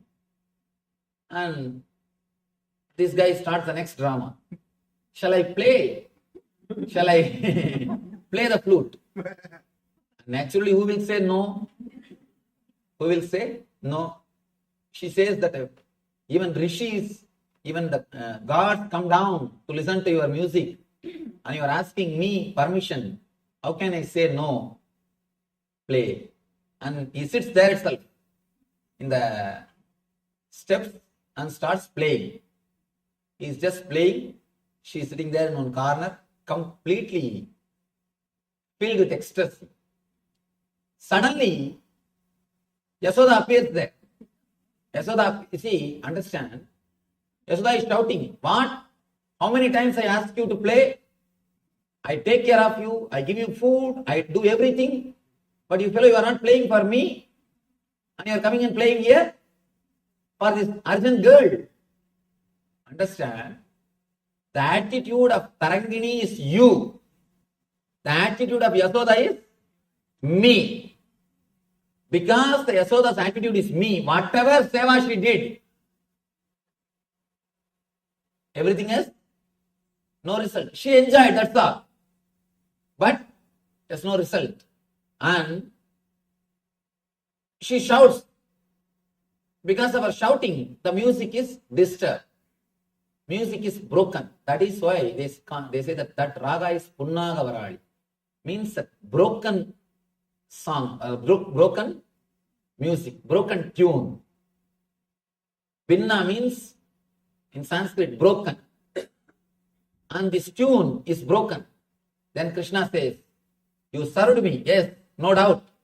But with the attitude of I, with the attitude of me, as long as I am your Krishna. But she is so devoted, not with the attitude of me, she is with the attitude of you. She is devoted to me, you are devoted to you. As long as I am your Krishna, you will take care of me. As long as I am your Krishna, you will take care of me. It means what? You are devoted to you. You are centered on you, not on me. That is why even 5 minutes of separation you are not able to digest. Possessiveness, instinct to possess. You have come here all the way. You are not giving even 5 minutes space for her. She never asked me that. She never asked me to come to her house. She never even expected I'll play for her. She is totally dedicated only with one attitude of you. Then Krishna blesses her. You will have the Samibhya Mukti. Means you will become a Shenbaga flower and you will reside in my garland and you will stay with me forever. There are 4 muktis, 4 enlightenment. Salogya Mukti, Sarubhya Mukti, Samibhya Mukti, Sayujya Mukti. Salogya Mukti means you will be allowed to stay in the Vaikuntha. You will have one apartment in Vaikuntha. You will be given one apartment in Vaikuntha. That is Salogya Mukti. Sarubhya Mukti means you will have his own form. You can see Jaya Vijaya. They will be standing exactly like Venkateshwara. They will have that same Sangha Chakra, same all the Ayudas of Venkateshwara. That is called Sarubhya Mukti. Same Swarupa is given to them. Jaya and Vijaya, you can see the same way of Purtogundra, Shankha, Chakra, and all the Ayudas. Just as Venkateshwara has got, they will have. It is called Sarubhya Mukti. The next level, Samibhya Mukti, being in the inner circle. Being in the inner circle. The chakra which Vishnu is carrying, the disc which Vishnu is carrying, he has achieved Samibhya Mukti. Means the very near, close inner circle. And becoming himself enlightened is Sayujya Mukti. Sayujya Mukti. But Samibhya Mukti is the best thing because we can enjoy him. Like an ant enjoying the sugar candy. Becoming sugar candy is different. That is for all these rishis, Vedantis. That is for the rishis. But living very near to sugar candy and enjoying it. For the devotees, the ultimate state is Samibhya Mukti. So here, Krishna gives the Samibhya Mukti to her and blesses her. Let you have Samibhya Mukti. Let you become a flower in my garland and be in my body. Let you be on me. He blesses her. Then he turns towards Yasoda and says, because you serve just with the center of me, let you not have any temple on the planet Earth. She served so much. Have you seen a single Yasoda temple? No. Everywhere you will see Radha temple. In Vrindavan, if you go, Radha is much higher worship. Radha is worshipped more than Krishna. Throughout Vrindavan, even a milkman will say Radhe Radhe, Radhe Radhe. They will say Radhe Radhe. Not Krishna Krishna. Only Radhe Radhe. Throughout Vrindavan, only you will hear the word Radha. Have you seen a single Yasoda's temple? No. Because whatever service she has done, yeah, okay, great. But she did with the attitude of I. Because of the I attitude, because you are centered on the I attitude, she is not able to achieve This Tarangini, even though she is born in low community, in the suppressed community, she was never around Krishna. She was never near Krishna. She always will stand away in one corner. So humble. She has not done anything to Krishna. I don't think, of course, she will not be even allowed to serve Krishna because of her community. But just because she lived with the attitude of you, Krishna goes to her house and she goes and blesses her. She goes and gives her liberation. The people who live in the world, as long as they live with the attitude of I, even if they run behind divine, divine will run away. When you have the attitude of you, even if you live in your hut, which has got 1,000 holes, you will see Krishna will be there in your steps waiting for you. In your steps waiting for you. There are thousands of stories we can tell. It's a wonderful story to express how the I drives the divine, you brings the divine. And it is just one attitude change, the cognitive shift, which took care of the whole thing. Let me tell you one more small story. It's again the fight between Shankha Chakra and Paduka. See, Vishnu has got Shankha and Chakra and Padukas. One day, when he comes back after some picnic or dating, he comes back. Of course, Vishnu, you know, every day with one person he goes out. And he is a blissful energy. Not like Shiva sitting always in that old smashana, nothing to do. What do one or two old bulls are there? And nothing to see, nothing to enjoy. But Vaikuntha is totally different place. Vaikuntha is a fun place. And continuously dance goes on, and all variety foods are served, and everything is great. Vaikuntha is different. Vaikuntha atmosphere itself is different. And this Kailasha, all these old fellows with a long beard sitting and always chanting Om Namah Shivaya, Om Namah. How long you can hear? After 2 hours you will feel so bored. And you will ask for some entertainment. But here Vaikuntha is an entertaining place. And he comes back. He goes to his bedroom. He leaves the Padukas outside the room and goes to the bedroom to rest on his beautiful bed, the serpent bed, Adisesha. The Shankha and Chakra, they look at the Paduka and laugh at them. Laugh at the Paduka. See, you may carry Bhagavan whole day. When it comes to the room, you have to stay out, we will go near. You are not really at Samipya. We are the people who stay 24 hours with him. Night 12 hours you are out. So you have only half Samipya Mukti, not full Samipya Mukti. Only 12 hours when he comes out, you will be at his feet. When he goes to bed, only we will be there around him. We are having 100% Samipya Mukti. You are having only 50% Samipya Mukti. Then Paduka says, all right, what can be done? Whatever Bhagavan says, whatever Bhagavan thinks, let it happen. Next day when Bhagavan comes, Paduka asks Bhagavan, these two guys are making fun of me. Shankha and Chakra making fun of me. Is this really true that you are angry with me?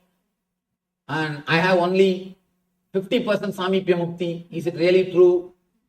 Please tell me, what mistake did I do? Then Bhagavan laughs and tells, don't bother.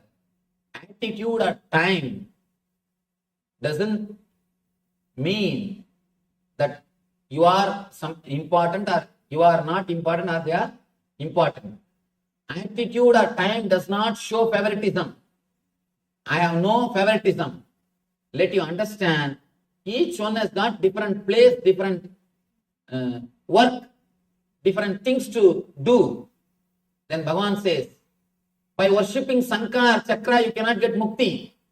Only by worshipping you, people can get mukti. They can have liberation, enlightenment only by worshipping the Paduka, not by worshipping Shankar Chakra. See that? Chakra kills. Shankar declares the victory. That's all.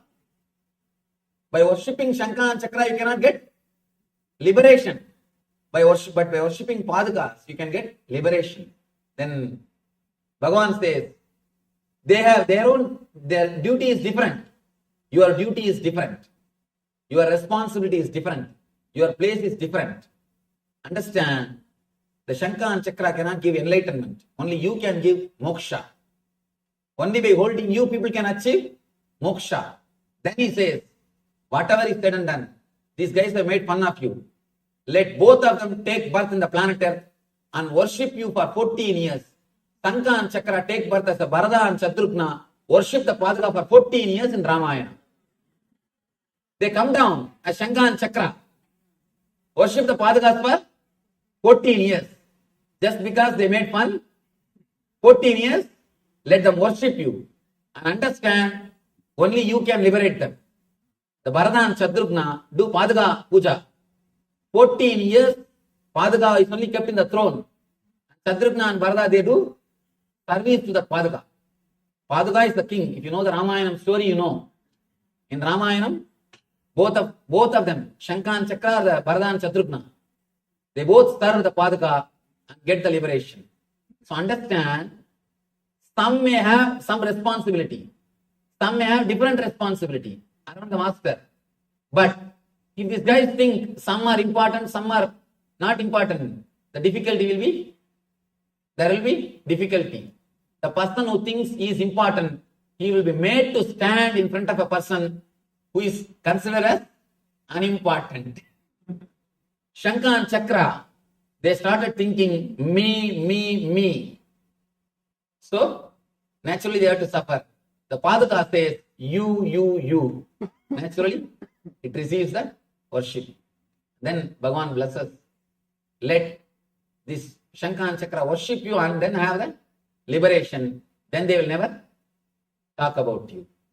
So the centered, how we are centered, that is the thing really which makes your life demonic or divine. Divine or demon is only one concept, you and me. Now, the next sloka, Krishna says, Daivi sambat vimokshaya nibandaya surimata masucha sambatam daivim abhijatosi pandavaha. The transcendental qualities are conducive to liberation, whereas the demonic qualities make for bondage. Do not worry, O son of Pandava, you are born with the divine qualities. Now, an important question when you heard so much about this you and me. Immediately next thought which comes in the mind is, Swamiji, I don't know whether I am working based on me concept or you concept. I am afraid whether I am demon or divine. Please guide me. Please tell me based on what quality I am working. That fear raises. And I tell you, if you have that fear, please be very clear, you are divine. The person who is ready to look into his mind, the person who is afraid whether I am living rightly or wrongly, will always live rightly. Person who is arrogant, only he will be demonic. The person who is demonic, Asuri, will never have the idea, he will never even consider, am I doing right or wrong? For sure he knows, I am right. I am right. Here, Arjuna is also having that fear. Bhagavan, am I living with the divine nature or demon nature? He is not expressing, but the face shows. The face shows. And now Bhagavan expresses. He says, Daivi sampat vimokshaya nibandaya asurimata masucha sambadam daivim abhijadoti vantava. Transcendental qualities are conducive to liberation through transcendental qualities, through the divine qualities, living with the attitude of you achieve the liberation, enlightenment, means nivritti. By living with the idea of I, you will start creating more bondage. The demonic qualities make for bondage, means pravritti. It starts the pravritti. Do not worry, O son of Pandu, please don't worry. You are born with the divine qualities, he assures. By hearing all these great words of I and you and me, in the gap time, the 10-15 minutes of gap time, if you really contemplated, am I living with you or am I living with I? How I am living? I don't know. Am I living with the demonic nature or divine nature? If you have contemplated, if you had the doubt, if you have suffered with a little fear, if you had a little bit of that fear or thinking, guilt, be very clear, you are born with the divine nature. If you think, no, I am living properly. Anyhow, I did not have any other entertainment, so I am sitting here and listening. Let him say whatever he wants to say. Anyhow, I have come, let me listen. If you are with that attitude, now you know what. If you have considered, if you have seen, at least once, if you look into your being, am I living with demonic nature? Am I living with divine nature? What is my nature? If you try to measure with the scale about you, your inner being, at least once, be very clear. You are Arjuna, you are in the position of Arjuna. Be very clear. You are born with the divine qualities. Daivim abhijadosi pandavaha. He says, you are born with the divine qualities. Daivim abhijadosi. You are born with the Daivi, divine qualities, O Pandava, O son of Pandu. So if you are worried for a few minutes, listening after these words, now you don't have to worry, you are born with the divine qualities. That's the scale. Whenever a person who is dharmic, when he listens to these higher words, he always verifies once. Because he is centered on dharma. The people who are adharmic, even if they listen all these things, he speaks all these things as if he is living what he is living. Let us go and see how he is living. Then let us see what he is speaking is falling in tune with his ideas or not. Person who is divine tries to chisel himself, tries to correct himself. Person who is asuri tries to correct the others. With asuri sambat, he is holding the chisel and hammer in this way. With the divine sambat, he is holding the chisel and hammer in this way. When you carve yourself, you become God. So, here, if you chisel, if you look into yourself, be very clear, you are born with divine nature. Now, Arjuna has become mature. The moment he listens to these truths, he starts looking into his being. So, naturally, Krishna says, you are born with divine nature. Vaubhuda sargau loke asmin daiva asura cha daivo vistara saprokta asuram partame shrunu. Partha, in this world, there are two kinds of created beings. One is called the divine and the other is demonic. I have already explained to you at the length of the divine qualities. Now understand demonic qualities also, so that you will understand and live your life blissfully and happily. He goes on explaining all the qualities of person who lives based on I. I don't think we need to understand all these qualities because we have already. There is no need to read all these qualities of a person who lives with I. Because we know enough of them. All we need to know is How to live with the attitude of you. Understand?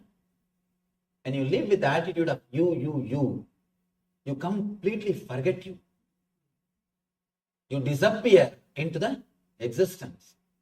Let me give you a simple, one of the important technique. Even Krishna speaks about that. Just for 3 days, try. Think you are somebody else. You are somebody else. It may look funny what you are telling Swamiji. If you are a doctor, just for 3 days when you have vacation, not on regular, when you are a profession, I don't have praja, means issues. Because I don't have issues, I myself do it for me. My Shraddha also, I am supposed to do it. So after the Shraddha, you have to lose your identity. You cannot carry your identity. If you are a doctor or a lawyer or an engineer or accountant, whatever you may be earlier before sannyas, you have to lose your identity. For that, they will smash the whole body with the ash. They will put the bhasma all over the body. And like a bhuta, they will put all the big rudraksha malas. And all the identity should be lost and they should go for a begging. They should go for Madhugari Bhiksha. And they will not associate themselves with their identity. Completely they will break their identity. For 3 days they have to meditate, they are somebody else. 3 days they will break themselves from their old identity. Only if they pass in this meditation, if they are able to break completely from their identity, they will be given sannyas. It is called Bhuta Sarira Vasa. Means you live in the Bhuta Sarira, breaking away from all your past identity. Just simple 3 days. I am not asking you to become Bhutas. I am not asking you to take sannyas. Just try this meditation. 3 days, think yourself as somebody else. Whatever you think as your property, forget them. Whatever you think as your problems, throw them out. Whatever you think as your profession, throw them out. Just for 3 days. You can come back and pick it up. That is different. For 3 days, throw them away. You will see a new consciousness rising in you. New consciousness rising in you. If you just throw away the me, that itself liberates you. And if you start working based on you, you will experience tremendous bliss. When you drop me, you will experience peace. When you start working based on you, you will start experiencing bliss. Peace and bliss. When you drop the idea of me, you will have the peace. When you work for the idea of you, for others, you will have bliss. This is the straight path for peace and bliss. Here Krishna goes on explaining. Asatyam apradishtam de jagadahuranishwaram aparaspura sambhutam kimanyat kamahaitukam. He speaks about the qualities of the demonic nature. They think there is no ultimate energy, intelligence, which is running this planet Earth, which is running this universe. And this whole thing is just produced out of lust and desire. That's all. They believe in material. Of course, modern day, even the scientists have started understanding and they are giving new concepts. Even they started speaking. There is a cosmic intelligence which is running the whole thing. It is not dead. It is not just matter and matter. They say world is not pure chemistry. People who think world is pure chemistry, they become demons. If you think the whole thing is just dead, naturally you try to acquire more and more by killing everybody. Hook or crook, right or wrong, do what you want. Only when you understand the whole thing is intelligence, it responds to your thoughts, your activities, you will start living properly, or you will start really living. Small story. Group of scientists, little arrogant, who think that they can do anything and everything. They challenged God. They said, "Oh God, now you are not necessary. Whatever you do, we can also do." What do you say? You are creating human beings. We will also clone and create. What do you say? You create all the whatever is available in the planet Earth, the trees or all those things. Now we can also do all those things. Our department has developed everything. We can do anything. And here I am surprised. See the size of banana. See the size of fruits. All scientist creation. And the scientists have called God for an argument or competition. Come, face us. We will do whatever you do. Now better you go and rest. We don't need you anymore. God said, all right, let us face them. Both of them came and God created a plant. Immediately they also created the same tree in a much better way. And one by one, continuously they are doing. Suddenly God took little dust and created a man out of it. These guys said, that is not a big deal. Let us do. Now cloning has come. They took the dust and they were about to create a man. God said, stop. Bring your own dust and do. Bring your own dust and do. Don't do it. My dust. So be very clear. Whatever you may achieve, wherever science may go, divine is alive. God exists. And there is a cosmic intelligence which runs the whole universe. You may create man out of dust, but from where will you get the dust? You cannot create dust. So be very clear.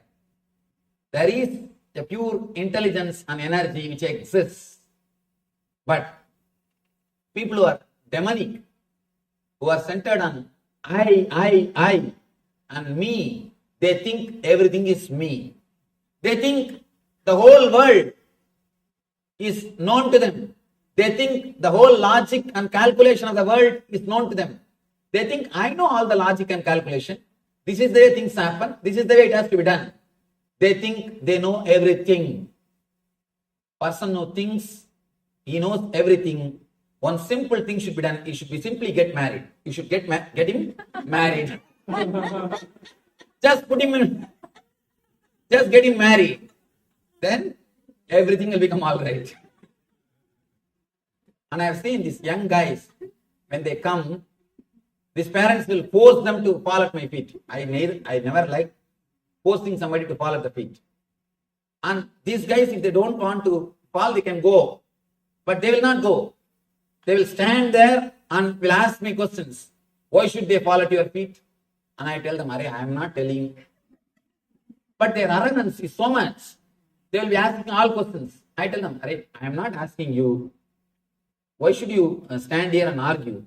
But their arrogance will not come down. Just for argument's sake, they will argue. In the mind, I used to think, let him get married. After 1 year, when he comes, after the marriage, simply Sashtanga Namaskar. 1 year complete training happens. But we can't do in 10 years, 1 year training. Done. Whole thing is done. The fellow will simply fall flat and now he knows how to listen. Now he knows how to listen. Completely will be polite. He will be polite and yes, Swamiji. Yes, Swamiji. Yes, Swamiji. And now he knows the power of yes mantra. Power of yes mantra. Simply getting married. And that is what we should do. The Asuri people, nothing else needs to be done. Simply get them married. And all the Asuri qualities will disappear. Maybe, I think that is why God created this marriage idea. That is why He created the marriage idea. Anyhow, they say the world is unreal. The foundation, with no foundation, no God in control, they say it is produced of sex desire and purely by lust. Asatyam, apradishtam, jagadahuran ishwaram, aparaspara sambhutam, himanyat kama haitukam. Kama is the hetu. Hetu means reason. Kama is the hetu for the whole thing, reason for the whole thing. Please be very clear. Kama cannot be reason for whole thing. It is intelligence which is reason for whole thing.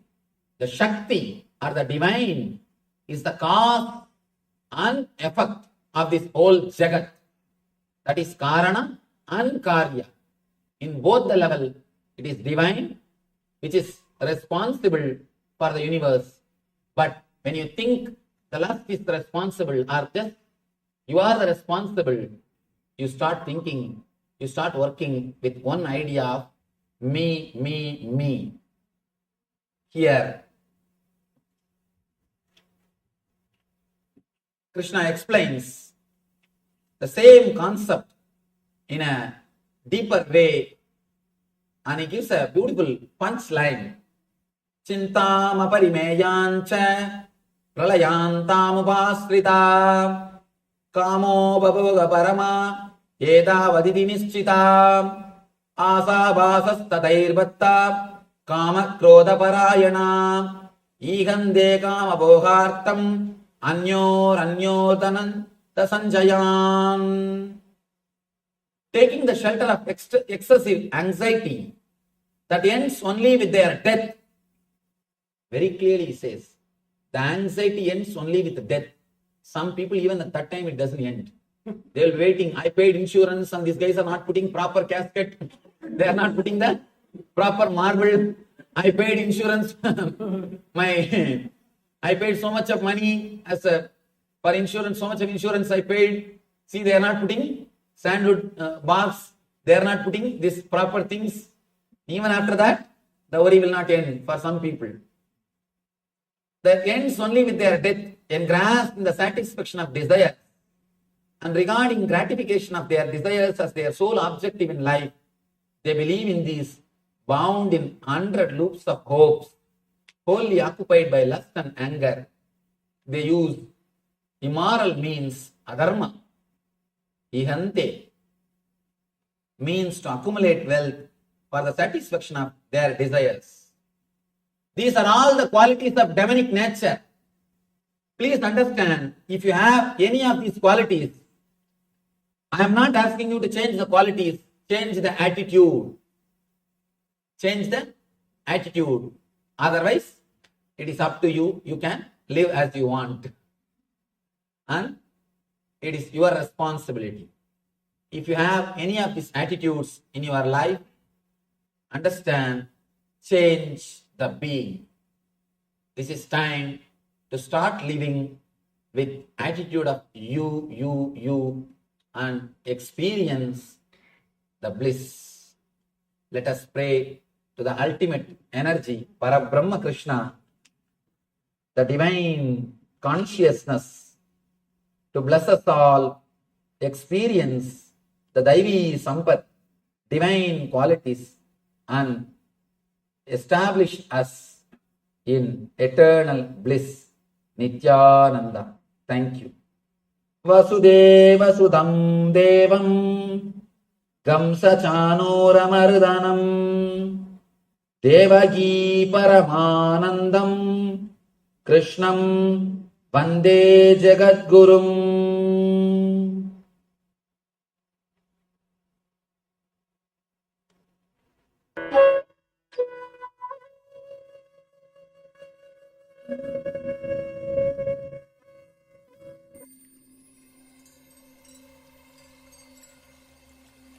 I welcome you all with my love and respect.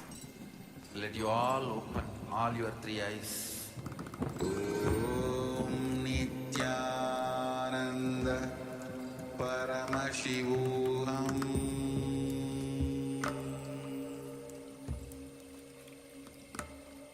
Level.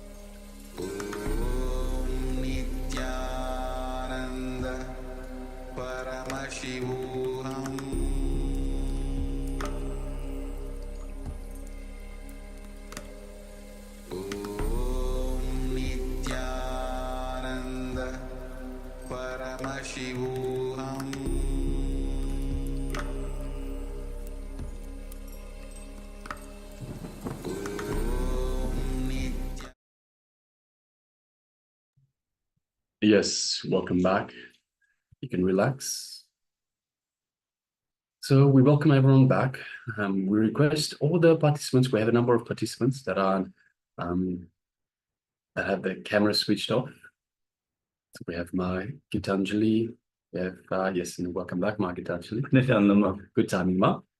We have Ma Chao Yu Wang, we have Ma Ko Xiao Lan, Nithyananda, Ma Guo Fu Yan. Welcome. We have Ma Yang Hui Lan. We have Ma KAILASA, Nithyananda Ma KAILASA, welcome. We have Ma Livia, we have Ma Mahasatya and Paramasatya, we have Ma Nyana Priyananda, Ying Mei Ya, we have Ma Shukrendananda, Nithyananda, welcome to everyone. And Ma KC Pei. Yes, so requesting everyone please switch on your cameras. We also have with us Chase Yang Aya, we have Ma Trinatikananda, we have someone by the name of iPhone requesting please update the label to your real name. We have Ma Parabrahma Swarupini, Ma Dragana Svalina. We have Weng Chi Zin Aya, Nithyananda. Welcome to everyone. And of course, Ma Agora Swarupini. Welcome to everyone. Good to have you all with us. And good to look after you guys on this wonderful journey for today. Today we have our journey is in relation to conflict resolution and enlightened conflict resolution as such. So we've had a little bit of a long session. We are back. I hope you're all feeling refreshed. If you need to take a short break, please take a short break now and come back quickly. Otherwise, we can move on to the next segment. And the next segment is the activity segment for this session. Yes, we're going to have a small meditation. So I'm requesting everyone to settle down. If you want, you can maybe inform the people you are living with that you're going to enter a meditation so that you have this undisturbed space, so that they know not to disturb this meditation process. And if you want, you can even ask them if they would like to join you. It's always nice just to dedicate a little bit of time for meditation every day, if you get the opportunity. So yes, once you are ready, let's all just settle down and get ready for this meditation. First, an introduction. Yes. So along the same topic that Swamiji has just been revealing on, relationships, a possibility. So Swamiji beautifully let us know you are your own friend and you are your own enemy. So if you know the technique of how to lift yourself by yourself, and this is a very important topic, Swamiji talks at great length on this, lifting yourself by yourself. So you can search on this later. But if you know the technique on how to lift yourself by yourself, you will become friend of yourself. If you let yourself down, you will become the enemy of yourself. Nobody can hurt you. See, please understand this. Nobody can hurt you unless you allow them to. So everything that happens in your life is because you give permission for it to happen. You create the space and you give permission for it to happen. Nobody can hurt you unless you allow them to. Nobody can help you as well unless you allow them to. So in order for help to come into your life, to materialize into your life, you must allow for the help to come, to allow them to be there. Again and again, Swamiji says, lift yourself. Don't feel depressed, don't have guilt. Very important things. Depression and guilt. You can simply just change the mind, change the cognition, and they're no longer there. Just drop the guilt. Guilt doesn't help. Don't get dejected thinking that you won't be able to do something, whatever it is that you want to do. Again and again, lift yourself. Every time you feel that you are getting depressed, you feel that you get into guilt, you feel that you get into impossibility. I can't do it. I won't be able to do it. Catch yourself, and lift yourself by yourself. Lift yourself and say no. What would Swamiji do? We had a look yesterday at an exercise. What would Swamiji do? Again and again, lift yourself. Swamiji would definitely not let himself fall into guilt, into depression, into impossibility. He would say, let's just drop it and move ahead. Let's lift ourselves and do this. There is no such thing as impossible. You can do anything. You can do everything. We are Paramashiva. There is no impossibility. So again and again, lift yourself. The only time you are not able to is when you think that you are not able to, when your mind tricks you, when mind convinces you that you will not be able to do. But that is not the reality. If you allow it to be, it becomes your reality. But you can simply say, no, I am able to do, I will do. Lift yourself again and again, lift yourself. Understand, suffering or enjoyment is created only by one link, and that is the mind. It's very important to understand. Just one link, suffering or enjoyment, just through your mind.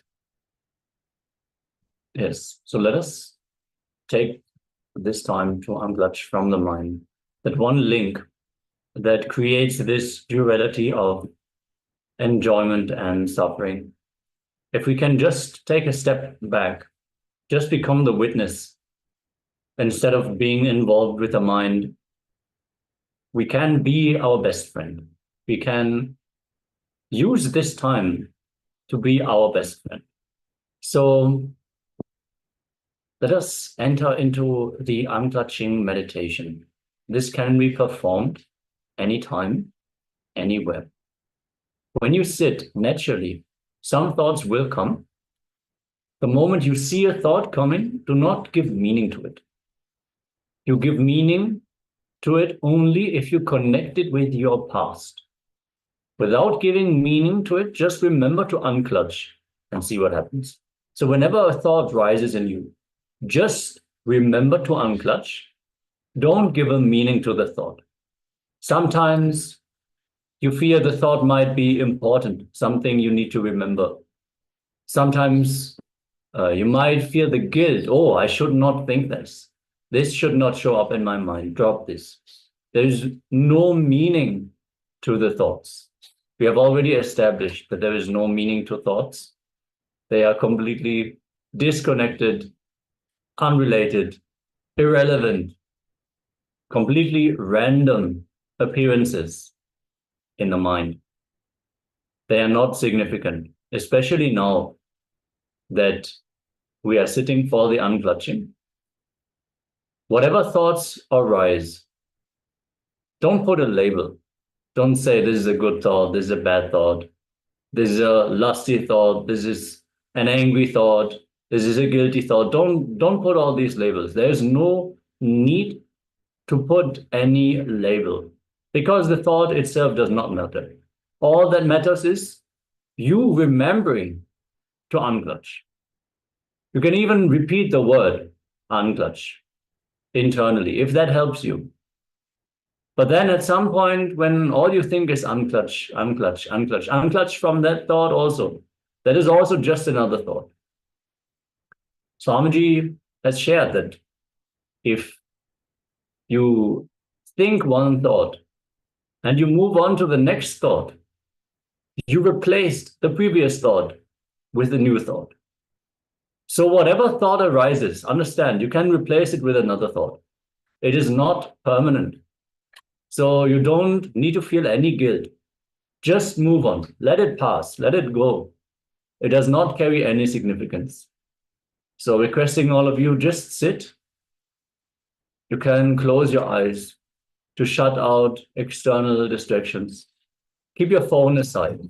Put it on mute just for a few minutes. And allow yourself to just unclutch. Any thought that arises, let it arise. Don't connect any meaning to it. It is just a fish in the ocean. It might jump up out of the surface, be suspended in air for some time, but it will surely fall back into the ocean, and the ocean itself will be undisturbed. So just bring restful awareness. The moment you remember, let me unclutch from this thought. Let me not give meaning to it. For a few seconds, there will be a small, silent gap. The moment you are aware that there is a silence, this itself will become one more thought. Then unclutch from that thought also. Just bring the awareness. Then again, there will be a gap of a few seconds. Then one more thought will come. I am in silence, or I am unclutching. Unclutch from that thought also. Just the gap or the silence should become longer and longer. That is the whole idea.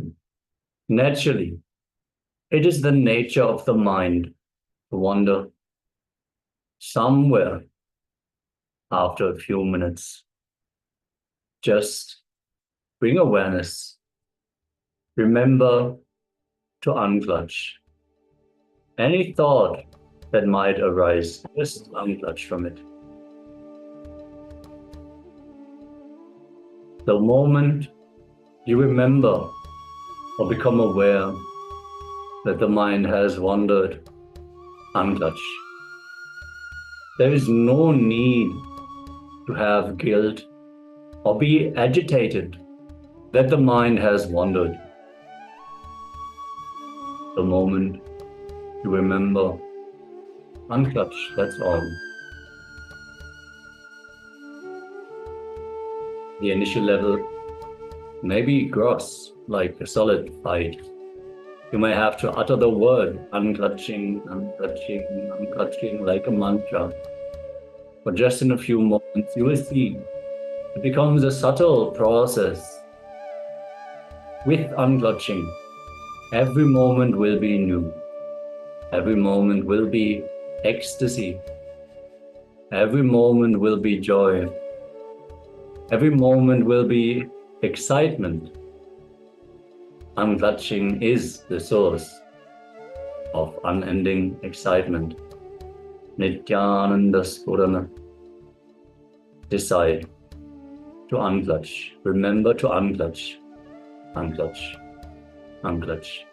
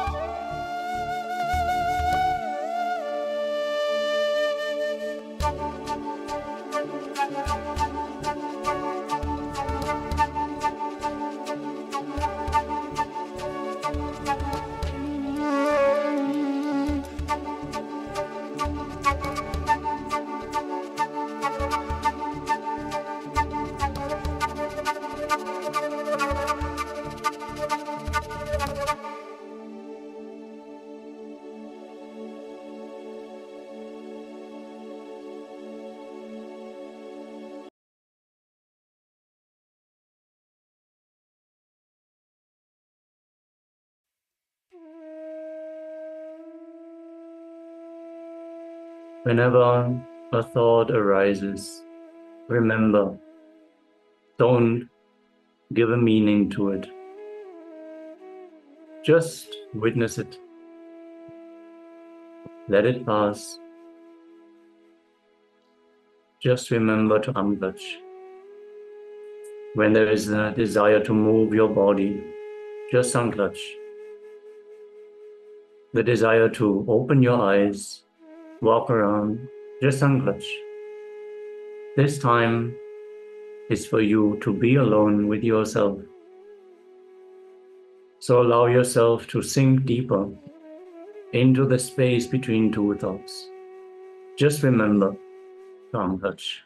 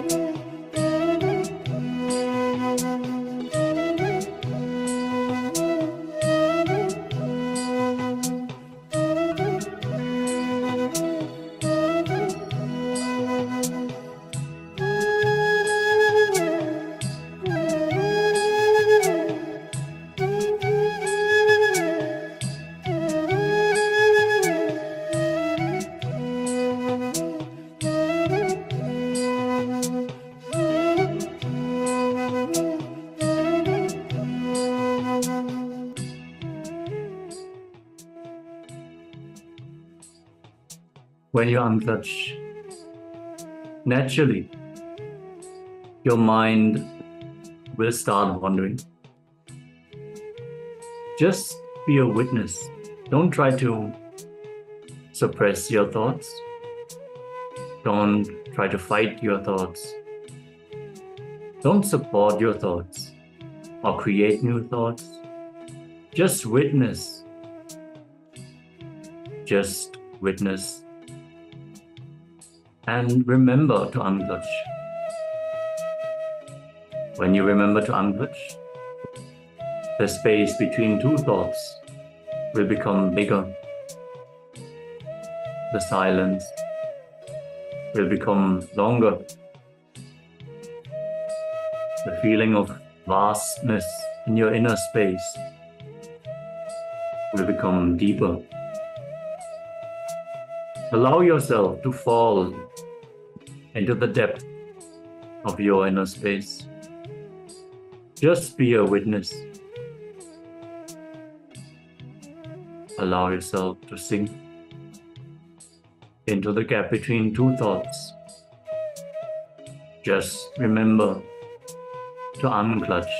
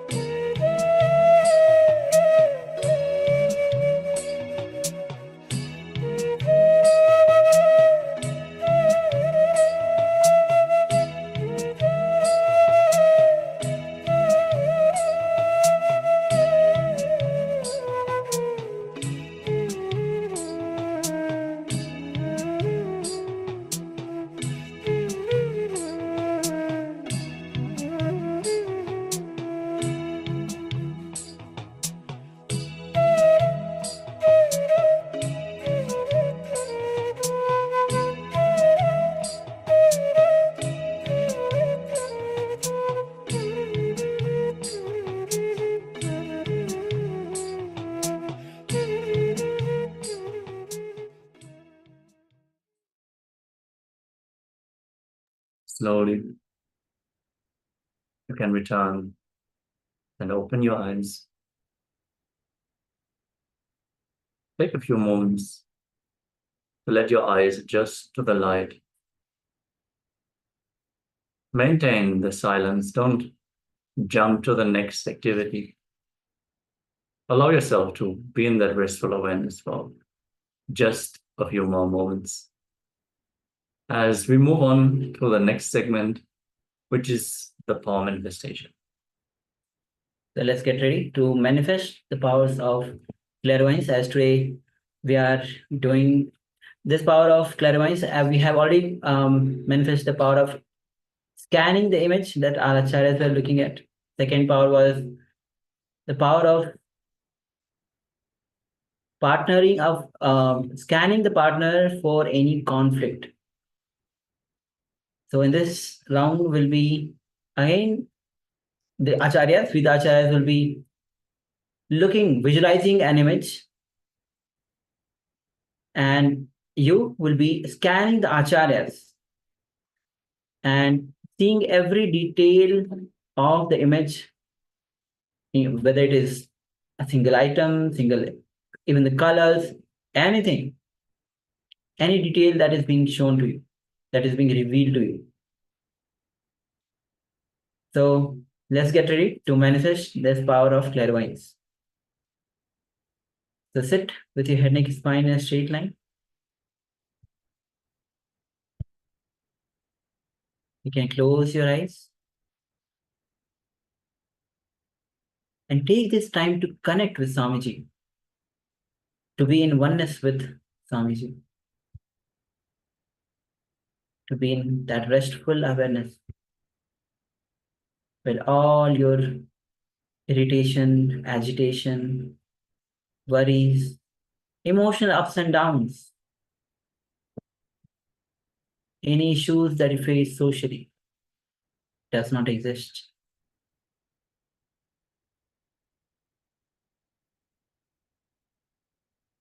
Start to unclutch from every single thoughts, whether it is your worries, fears,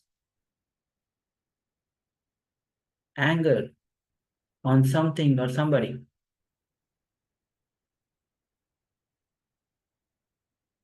Just unclutch.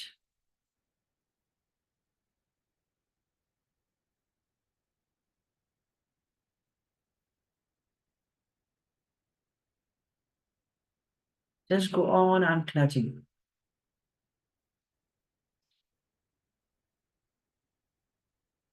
Any thoughts that is bothering you still and you're not able to get rid of, just unclutch.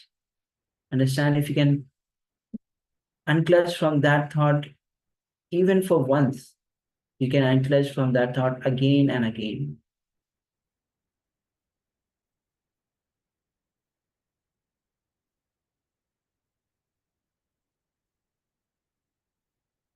Just go on unclutching.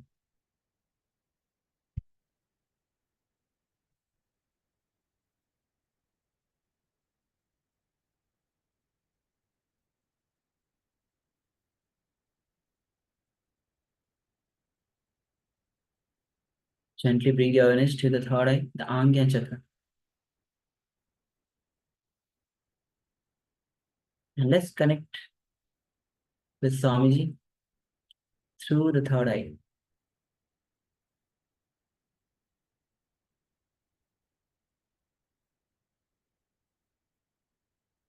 And let's start chanting the Mahavakya, the cosmic code that Swamiji has given us to connect with him.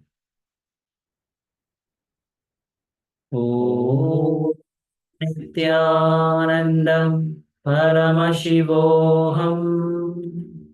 Om Nithyananda Paramashivoham. Om Nithyananda Paramashivoham. Connect with Swamiji deeply and ask Swamiji to reveal every single detail of the image that the acharyas are looking at.